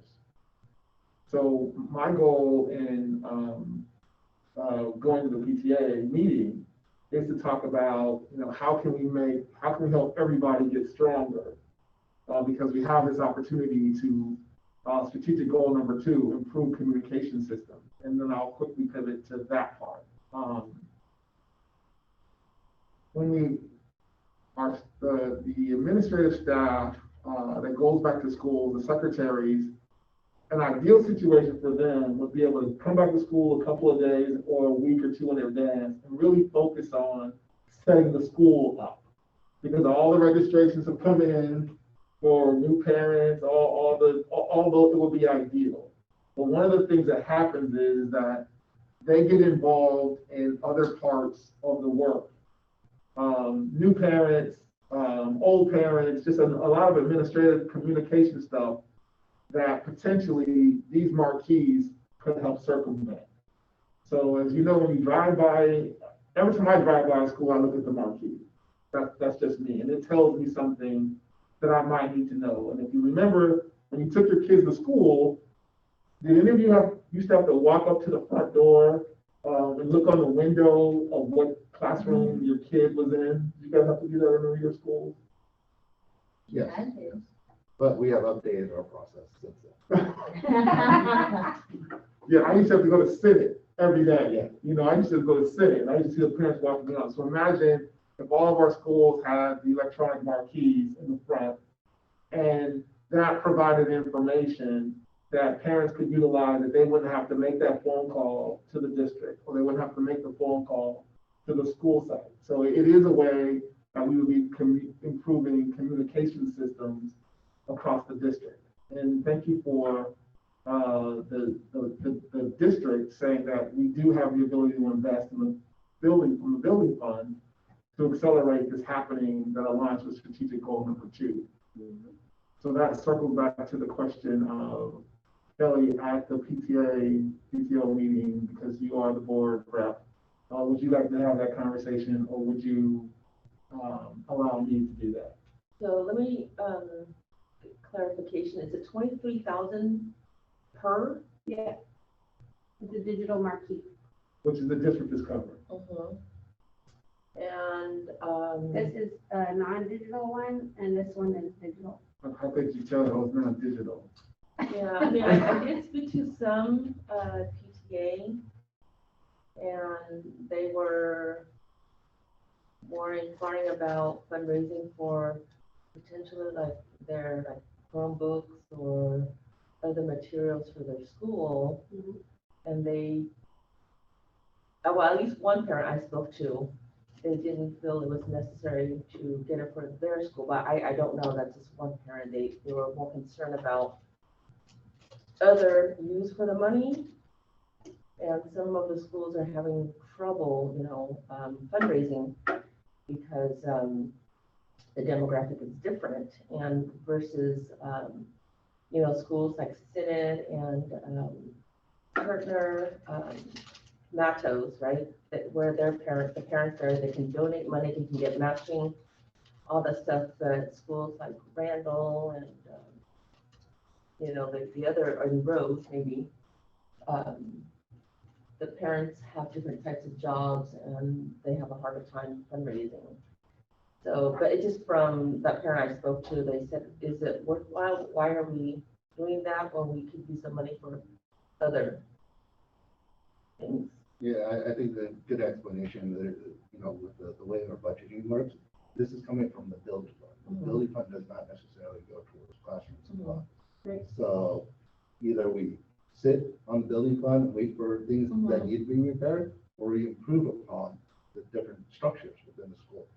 The digital marquee is something that could come out of the building fund. And that would be the type of discussion to have with the PTA and the PTO from that standpoint. So it'd be money that could be spent in a way to improve the school climate, because a lot, to your point, some parents don't see the need for a communication on digital marquee because we've all gone to Parent Square, to areas to get the parent communication. But you forget the fact that if you show up on the school site, wouldn't it be great to see a brand new message every so often, as far as communication, or the fact that enjoy your summer vacation, or hey, from a PTA perspective, we have a community event coming up. You know, when we get back to having these holiday get-togethers, you know, springtime fundraisers, etc. It's a great reminder to see. Or the fact that, hey, state testing is coming up and get ready. Yeah, because I've had comments from parents about, you know, they're on Parent Square overload. You know, they're getting a message from a teacher, they're getting a message from the school, they're getting a message from the district, they're getting a message from HR, they're getting a message about COVID, you know, so, and if they have multiple kids, I can't even imagine how many Parent Square messages they're getting, because you have all 3 levels. You know, so there is this improving communication, but thank you for sharing those points about, and thank you for bringing up the concern Because it also sounds like the PTA has some insight into some school needs that may be fundable through district that aren't being articulated in a way that those dollars could come. Because there is a Chromebook, what's it called? Recycling program? Or, There's e-waste where you can recycle it. but then there's also when schools need more computers than they need new computers. Oh, we have a schedule for all of our Chromebooks as well as our teacher laptops and employee desktops. So each one has a lifespan, and then tech services automatically changes it out. And their lifespan that they have on now is 4 years for laptops, and I think it's 3 years for the Chromebooks, might be less. Now we purchased, Jim told me, about $2 million worth of Chromebooks recently, or in this last year. And remember I shared, probably around, yeah, you may not remember, but around January, February, March, we were still waiting for a large number of Chromebooks because they're backed up, as many things are in the road right now due to COVID slowdowns. So yeah, and that brings up one other point. Clear delineation, if there's possible, in terms of what falls in the PTA realm, what they should be looking to acquire for school sites, what is district responsibility, and because that's also, I hear you saying that as well. If they're a PTA parent, and then we can speak to the point a little bit more, because you identify the fact that there's a PTA parent you spoke to that said, well, we're thinking about this, and you're thinking about this. So and I'm not familiar enough with, I'm familiar enough with the history of PTA to know that their purchases have been all over the place. Because they're like, there are some PTA, they fundraise for the teachers, reimbursement and all that stuff and programs. And now they have to shift over, and they're, struggling with the fundraising, especially during COVID. So I said, it's a good point. Let me just bring it up to our meeting. Yeah, and I would say from the elementary school PTA, there's still that fear because their children are still unvaccinated to like participate in something like this charity bingo and being in person at a different event. So that's kind of a hindrance to some of their funding activities. So then one of the things I think that we've done is that we've gotten community support in some areas for some of these organizations of these school sites to get some of this stuff done. So, and the working through the concerns and the social economics and those types of things, we always find a way to get things done. So I would probably say that everybody has to have some skin in the game with everything and determining what that skin is and how that works out. Is subject to discussion to move things forward. So I look forward to being there at that meeting to have part of that discussion as much of it as needed. Because we do have this opportunity to have a bigger impact, which also allows district messaging to be disseminated in communities. Because one of the things I learned last year as well is that when new parents come into the district, they're not plugged into Parent Square. They're not getting the emails. And I'm seeing emails come in about my kids left this, that, and the other. And we're like, well, you didn't get the Parent Square? And they're like, what's Parent Square? I'm like, oh my God. And so if you come in, if you're not plugged into the Milpitas pilot process like early on, you need help finding your way in because everybody else kind of already knows it, but you don't. Yeah, no, this communication, Marquis, it's very important. It's good to have. I think just the concern with the parents is like those at the schools with who are struggling with fundraising. How are they going to fundraise because they're already struggling in the first place? And those who are at the other schools where parents can donate and get matching, and they don't have the same resource, And that brings up a great point. Is that something that we should be, as a board, be aware of in terms of what is the definition of that disparity? You know, why is that happening? Because the reality is everybody's involved in some sort of external communication. We're not all like, there are different needs for different individuals and different possibilities.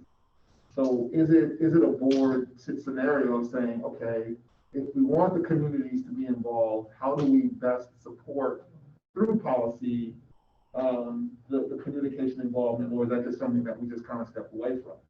Yeah, and Superintendent mentioned, with the bingo, right, because you can earn 2,000 just for 3 people. 2,000, I mean. Or 1,500. Yeah. And that's through PTA and through legal channels, you know, Yeah, you just and can't. perhaps they can get like 2 parents and, that's a community member volunteer or something, I mean. Or staff member. Yeah, and we can all chip in and support the schools with disparities, Yeah, I think that's where the community PTA meetings become very helpful, as PTAs from each school site share kind of the best practices with each other and how to fundraise, how to get engaged. I think with President Norwood or Superintendent Jordan at the very beginning talked about possibly coming up with a template for PTAs to just give them ideas of how to be successful. Not necessarily this is how you have to run your PTA, but these are some of the things that you're looking from a fundraising activity. These are the activities that make successful in our district. Yeah. From a transference of experience, because as new parents come in, sometimes the timing isn't right. You get parents who are part of the PTA with all the previous members exiting.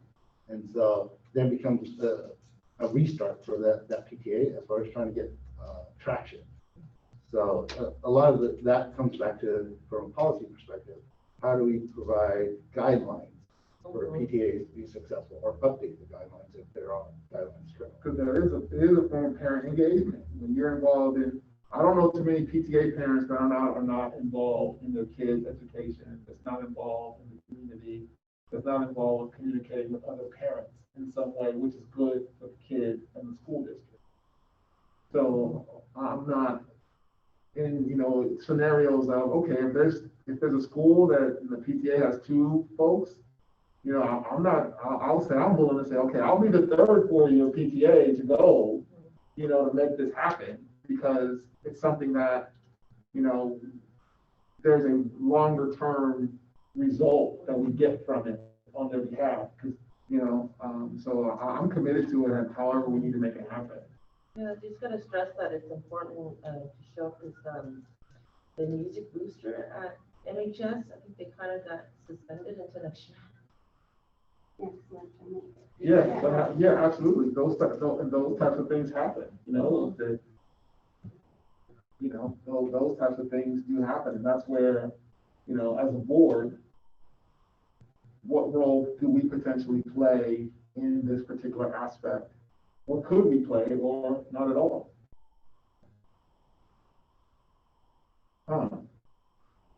There's something swirling over there.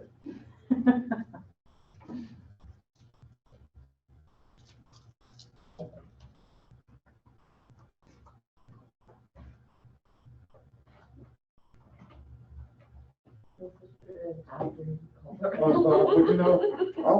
wait. I'll give her time. I think part of us as board members, right, and COVID has provided some challenges.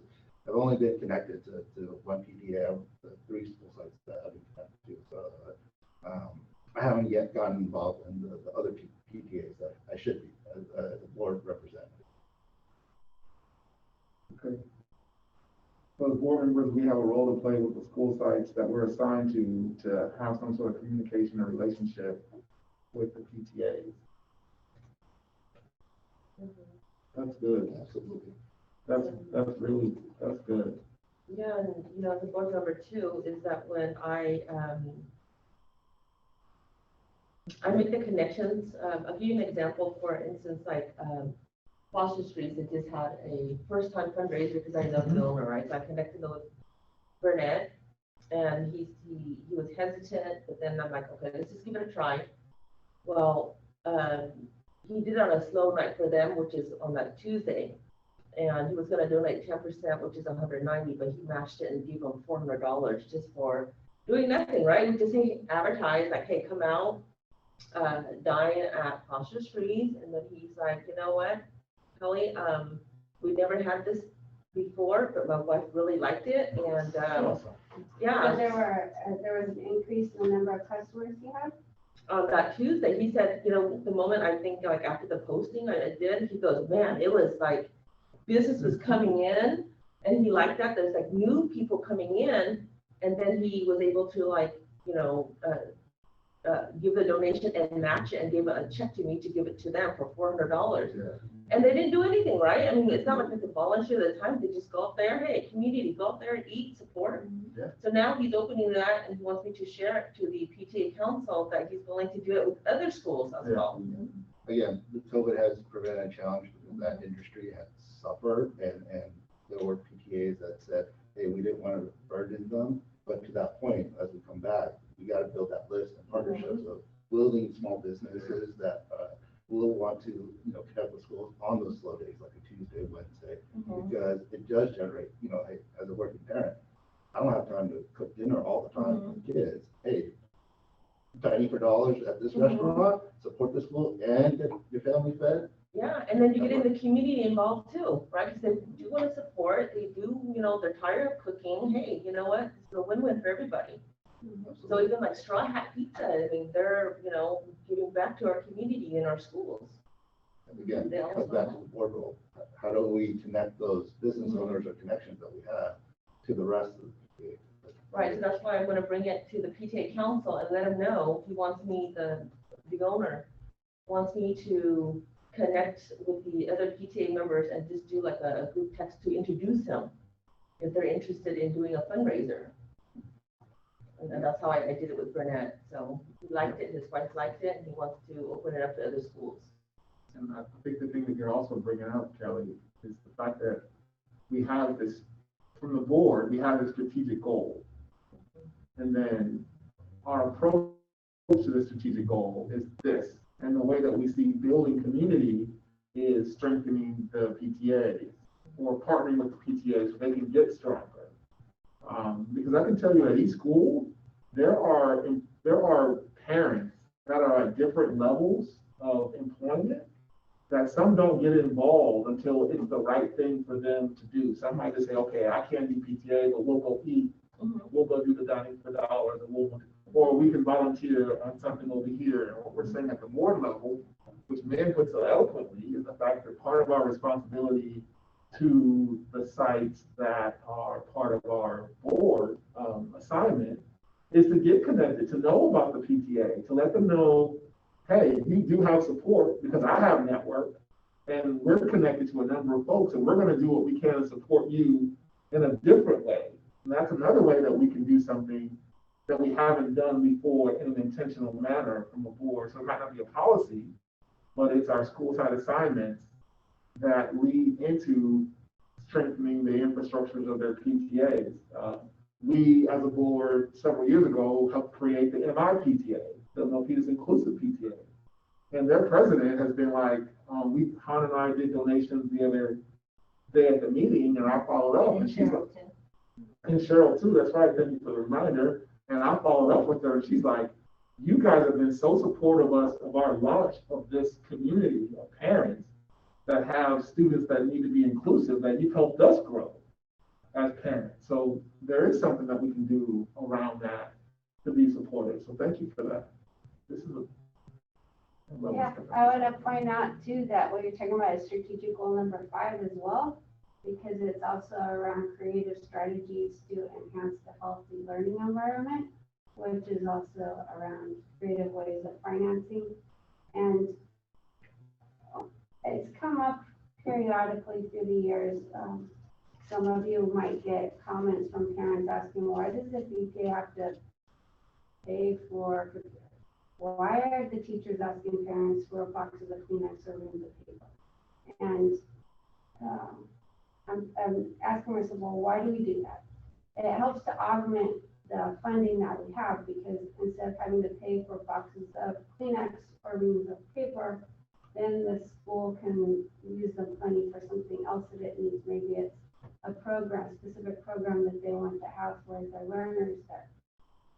And then I began to think bigger. Well, what about other school districts? Do they do this? Do they have funding? And because I think, well, is it because we're a ADA school district? Is that why we need this extra help? But then no, I think about the community supported school districts, and they have crazy amounts of money coming in from their community education foundations that their parents help to support. They also have, besides parcel taxes, some of them even just outright, like a person I know who's a parent in Palo Alto, he said their school asked them for $1,000 donation each. And it goes for paying for things like additional PE teachers or whatever it is. So whether it's a box of Kleenex or helping to pay for a marquee or helping to pay for computers or a new program, it's our education. It's our, together we're building these healthy learning environments for our kids. Yeah. And it takes more than just the taxes. And the great thing about that is each donation to each of the classrooms supports that classroom of students. So the parent is investing more than just their child's education, but the education of their child and their peers. Yeah, I didn't even think about it that way. Like they're actually a part of that community. They're where investing. the kid is. That donation is invested. It's parent engagement, your time, your treasure of your time, that's parent engagement. I used to like, my kids bringing boxes of Kleenex and reams of paper and all that other stuff, because they felt like they were part of the classroom, like they were making, hey, they used the paper, we used the paper that I brought to school today, you know, they felt that, so I saw it as a very, natural way of servant leadership, of I'm contributing to this community workspace of socialization. So there are some elements that we tie into that at different levels, and you know, we can definitely help revive that spirit or support that spirit at the schools that aren't quite there, because some of it is there. And answer the question that they have, because we know that they care about the kids. You know, and we all care as much as we can in the ways that we do. And so I appreciate this item on the discussion. Are there any other comments? Yeah. Yeah, because you finished two. I was about to come back to you on that. Don't get me wrong. I was coming. I know you won't forget. I was coming. Okay. Beautiful ideas. You know, the Marquis gonna beautify the school district. Now, going back to the PTA and the fundraising, having parents dine out in restaurants, and then the restaurants give back, even matching. I suggest that, because not all parents, like Chris said, there are so many parents, and of course, different levels and different careers. Sorry, but some parents don't even go on Parent Square check. They don't even read messages. Either they don't have time, or they depend on the spouse, and the spouse cannot communicate that.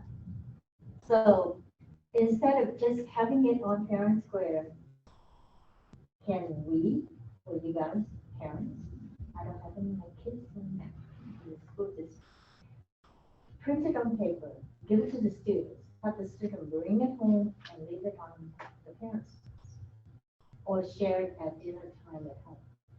You will have more involvement, you will have more engagement, and you will have more parents either order takeout or go into that. That does happen, as far as from an announcement of activities and stuff. The teachers do put notices in the student orders. And they tell the kids to tell your parents, some of them don't give them much credits for participating. But to that point, to making it successful, you have to overload the marketing campaign, which is the paper flyers, the parent square, Those social media. I even had Rich Trend repost my post so that not just my network, but he's got over 5,000 people on there. So he, some of those people reposted too, so it's like 4 reposts. Yeah, and we will try each and every way that's possible to get, the parents. So, out. yeah, the old. But I think what you're trying to get at is, how do we as a board hold a potential town hall about talking about how to be best engaged with your schools? I haven't seen that yet at any school site. That Well, happens then organically. Whoever is the representative for that particular school, this whole meeting and invite the parents out. They do like, I Like a know, coffee shop, yeah, with board member. they do like, I did that with, Spangler, and I did it with Weller, and I think I did it with Kertner one time, and parents do like the opportunity to have access. And if you've got parent experience, and board experience, it's really a powerful opportunity, to listen, and then, most times they're not expecting an answer right away. They would just, at the end, you just reiterate all the things that they've stated. And then when you come back with answers through the principal that don't add more work to the principal, that community gets stronger. Yeah, and like you said, parents, when you say, oh, just come and have coffee or just meet and chat with the board members. I'm sure we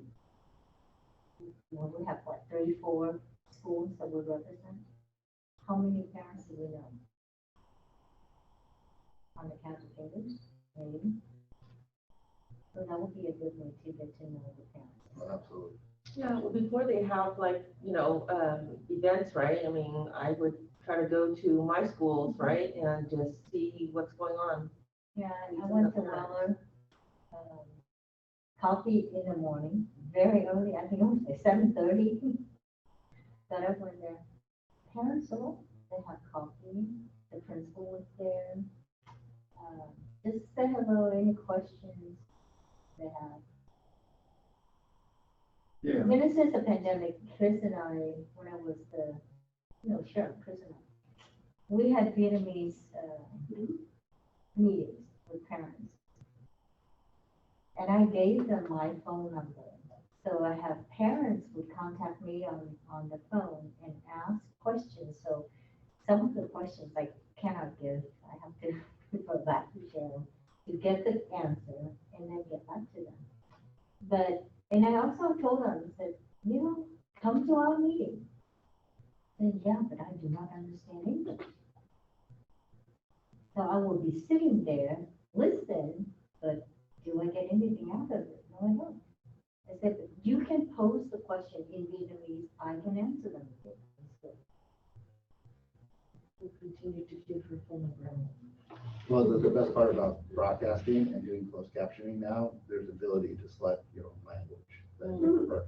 Not perfect translation, but it gives the gist of it, and It they does can that still Google, ask us yeah, the it question. does that Google translating, so I'm telling you, it's not accurate.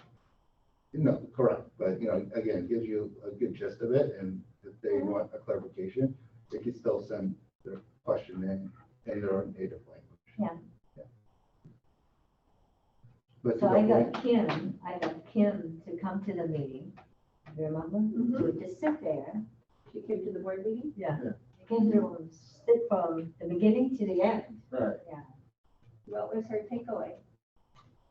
She said, I didn't understand all, but I kind of enjoyed the meeting and I dare not answer questions. I said, why not? Just ask. Ask a question. If you don't understand something or you're concerned about something, you want to see things in the district, just, write the card, give it to the specialist. Their name's called, go up there and just ask the question. I know you know English, yeah, okay, ask in English or in Vietnamese. that brings up a different point though, on parents that typically come to the board meetings are reactive instead of being proactive. So how do we convert them to be a little bit more of a proactive voice that helps us as board members in the district understand the vision that they want to see for the district versus be active on something that, is an issue that. They have to be comfortable, they have to be familiar with the environment that they are sitting in. Like Chris said, not everybody's comfortable doing public speaking. Right. Getting up there, I mean, from the chair to the podium, they're going to make up at least 10 steps to walk up there. Nervous, right? That's a It big is deal. not easy, Big deal. so they have to, We'll look at some town halls on that. We'll look at, yeah, we'll look I at, think we should do that. we'll look at some town halls on that as we, whether we do a couple before the end of the year. But we'll definitely look at some town halls and we'll make sure that we represent we have all the demographics represented.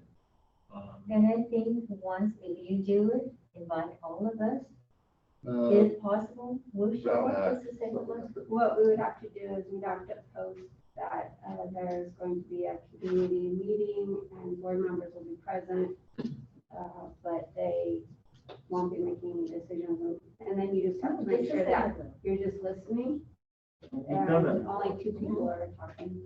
We've done that when we hosted, we did the safety talk, we did the community around the nonprofits, what the school needs were. So we're familiar with what we can do. And so, yeah, we'll definitely put that, we'll circle back on that particular item as a collective. And another item too is our next board superintendent retreat, the timing of that. And then I would like to have on that topic, that one, is the strategic goals, because we're going to need to revise, test, update possibly our strategic goals. And then also the superintendent's evaluation, because we want to get on that count now that we're kind of through the whole COVID thing and the template is close. It still needs to be, there's things that needs to be worked on a little bit there. It lists all the things that we want our superintendent to be able to do effectively, and so we want to make sure that that's on that for January, I believe that's going to be. So we'll have the strategic goals and the superintendent evaluation part 1 on that. I would also suggest to the superintendent is that when you have your one-on-ones, you think about how potentially you work in the meetings or the coffee events with your particular school sites in some way, because some principals might be ready, some may not, but it's a part of that discussion. Because it also strengthens your, district understanding of how we do this work as a whole, and they understand the value. Because we just kind of reiterating, we see the culture of we from a different lens. We see how do we provide an environment for everybody to be their best selves, so that the kids can develop and being their best selves. And we can do that through policy and community influence and outreach and those types of things. And the employees see it through how am I being treated, how am I being valued as an employee, and kids see it in a different way because kids are showing it all the time, the way that they show it at the elementary school level and even at the middle school and even some of the projects that they're doing. So we just continue to evolve that also goes back to that strategic goal number 1 about building the culture of we, which identifies students. But obviously everybody wants a part to be recognized in it and to be a part of it in some way or another, and it'll help broaden our scope. So when they say it, it's like, okay, you're talking about your experience as the professional, which in some instances may affect their ability to support our students. They're all professionals. I'm not saying that they're intertwined, but again, you just have to be thoughtful in that way.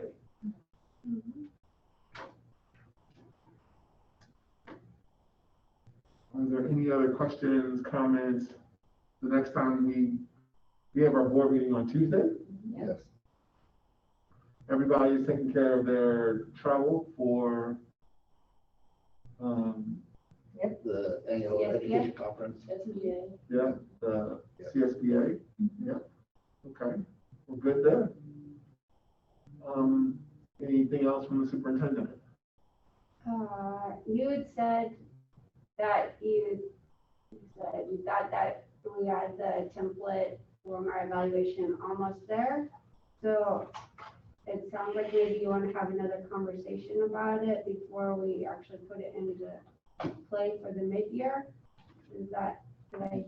Yeah, so so the template is there, the language at the very beginning in terms of what the areas are, about how it gets executed, needs to be tweaked.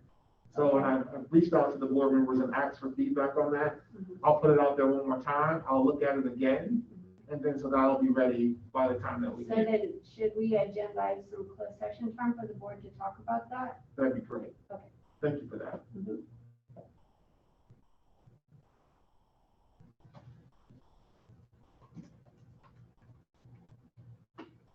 has been very productive and informed 4 hours. With regards to communication, there was one point I was at Russell yesterday, and I heard several parents ask questions as far as what is the proper protocol for their vaccinated students and testing. Obviously, with Russell, it's different because that age group can be vaccinated versus the elementary school students. So from a communication standpoint, I don't know what we can do to help as far as reinforce the CDC guidelines in the school district document as far as safety protocols that we have currently. So in my COVID update on Tuesday night, I can include that. We will have Kim Brava, who's our other code liaison, in addition to Avon. Avon is out for a little while. And she is going to take a minute or so to go through the new COVID testing protocols with the new service that we're using, which begins the week of October 18th, and then the week of October 24th for Milpitas High School. And it's with Concentric, and it's different from Princeton because the testing will take place at school, not at home, and it'll be a pooled process.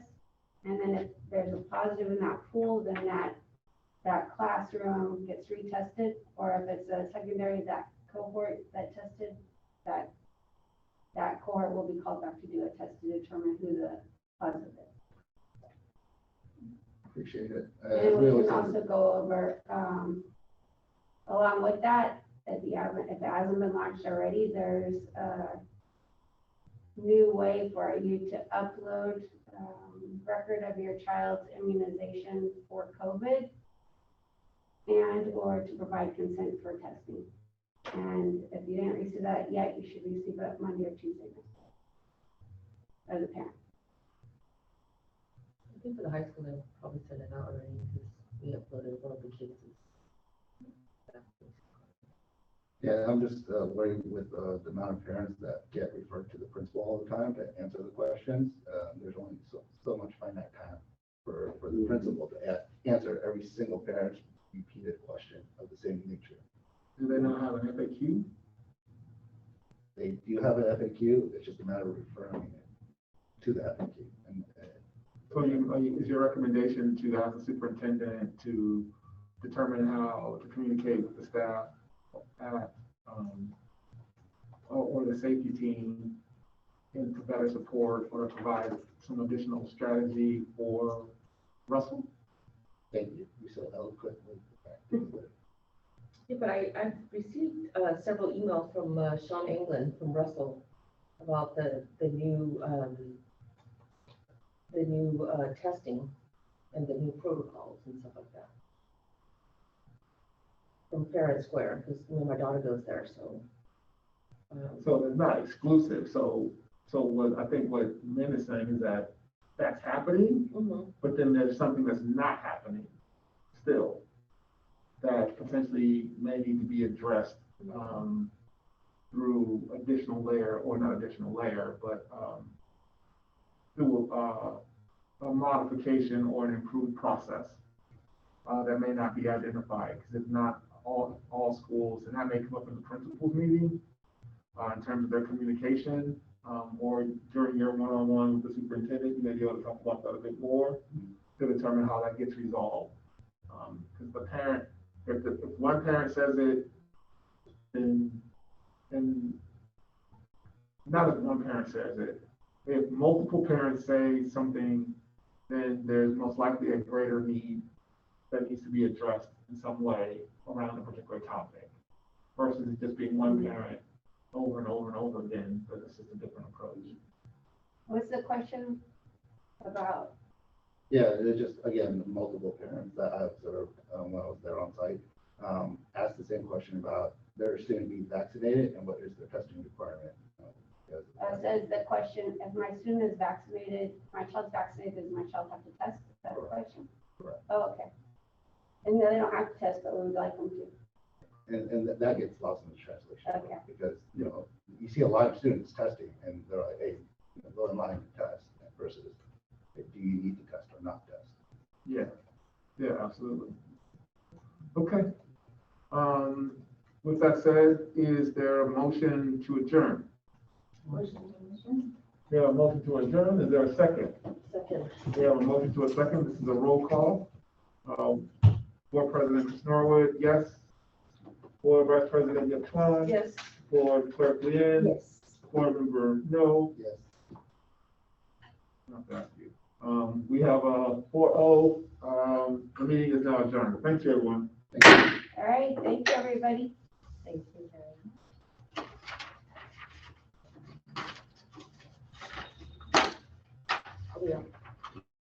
No, she hasn't. No.